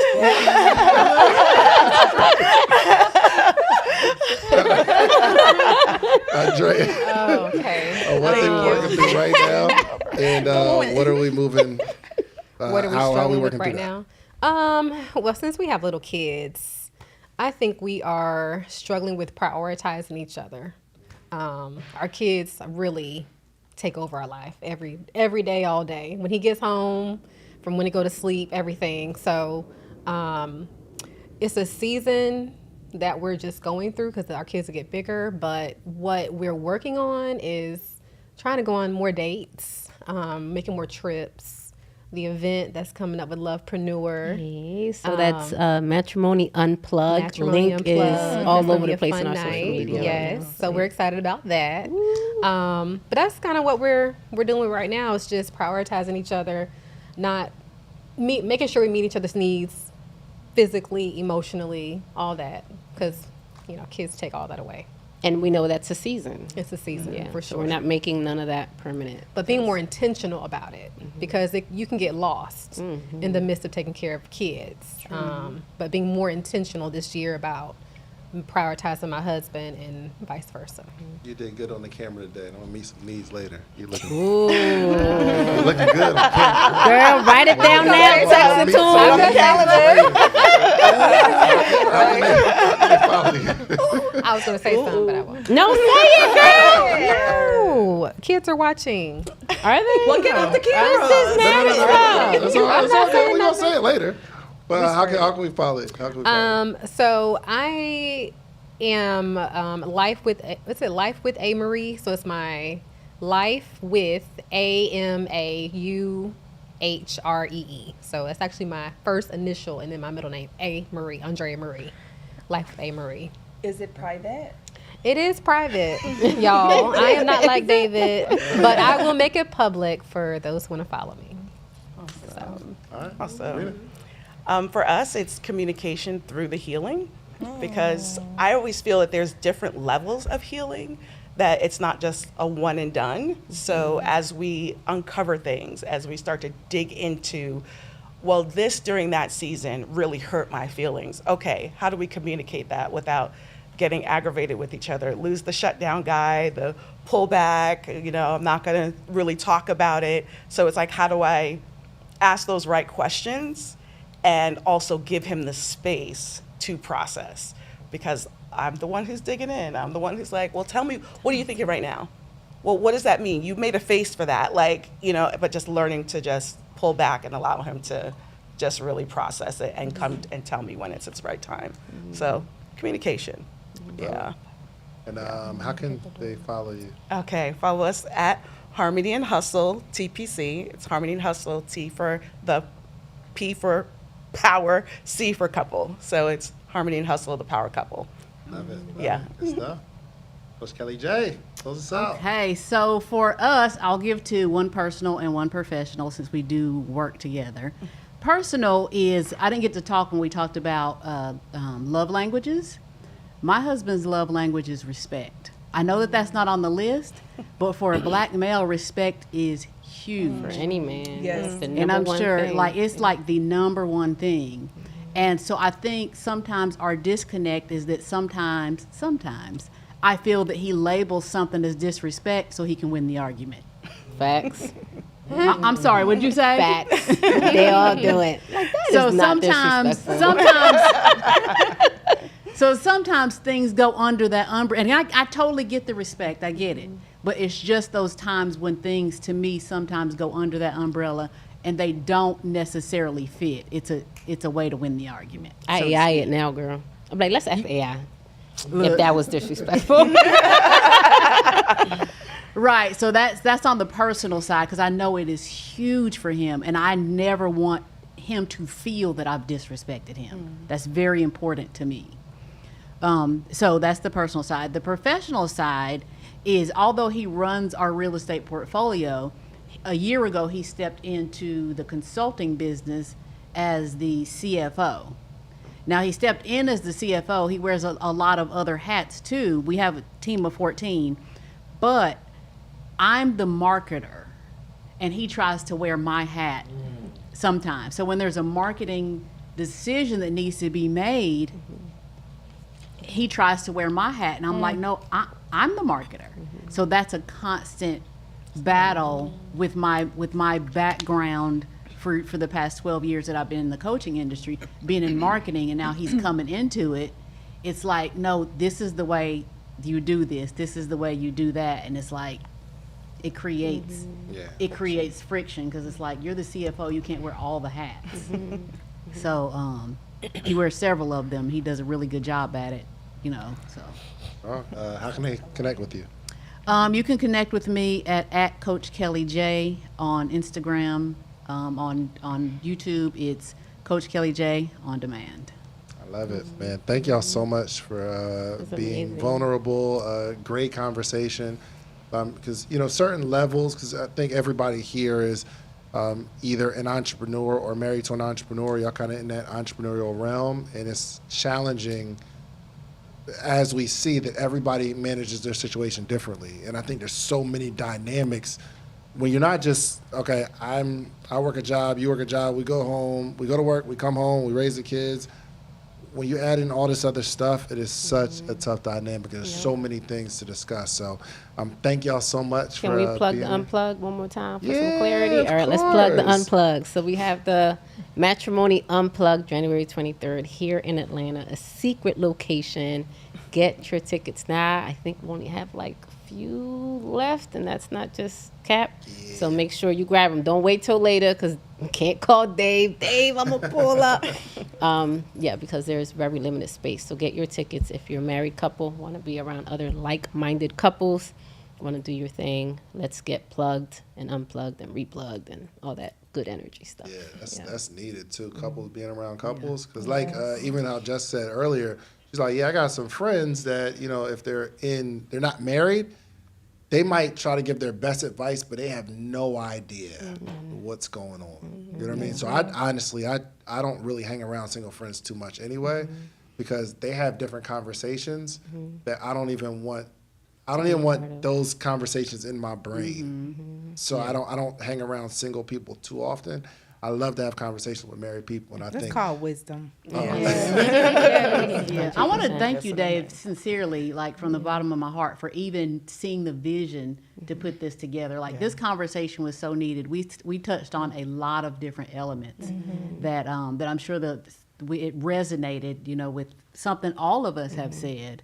And so I I got chin check during this conversation. Yeah. I don't know about y'all, but I get a revelation. I'm like, no, I'm like, ooh, that was good. Let me get back to that. I think one thing that I've appreciate learned from all of us is that we actually lose the fun out of our marriage. And then, like, I always see, you want to spice up your marriage? Think anybody want to have sex all the time? Anybody want to do nothing sexual all the time? But what happened to the fun? And so, like, a few times David and all our other couple friends, we would get together and we would just have fun. And we've had a blast. So if you follow the Unapologetic family, now there's only one follower because I just put it up. Let me follow, Bill. You're going to have to right now. Okay? But actually, we get all the couples together and we just have a blast. And I know other couples have come to me and told me that it has really improved and impacted their marriage in a way that they get to go home and have fun and relive that moment once again. So if you follow, I'm going to be posting a lot of events up very soon for us to just have fun and let go and let God.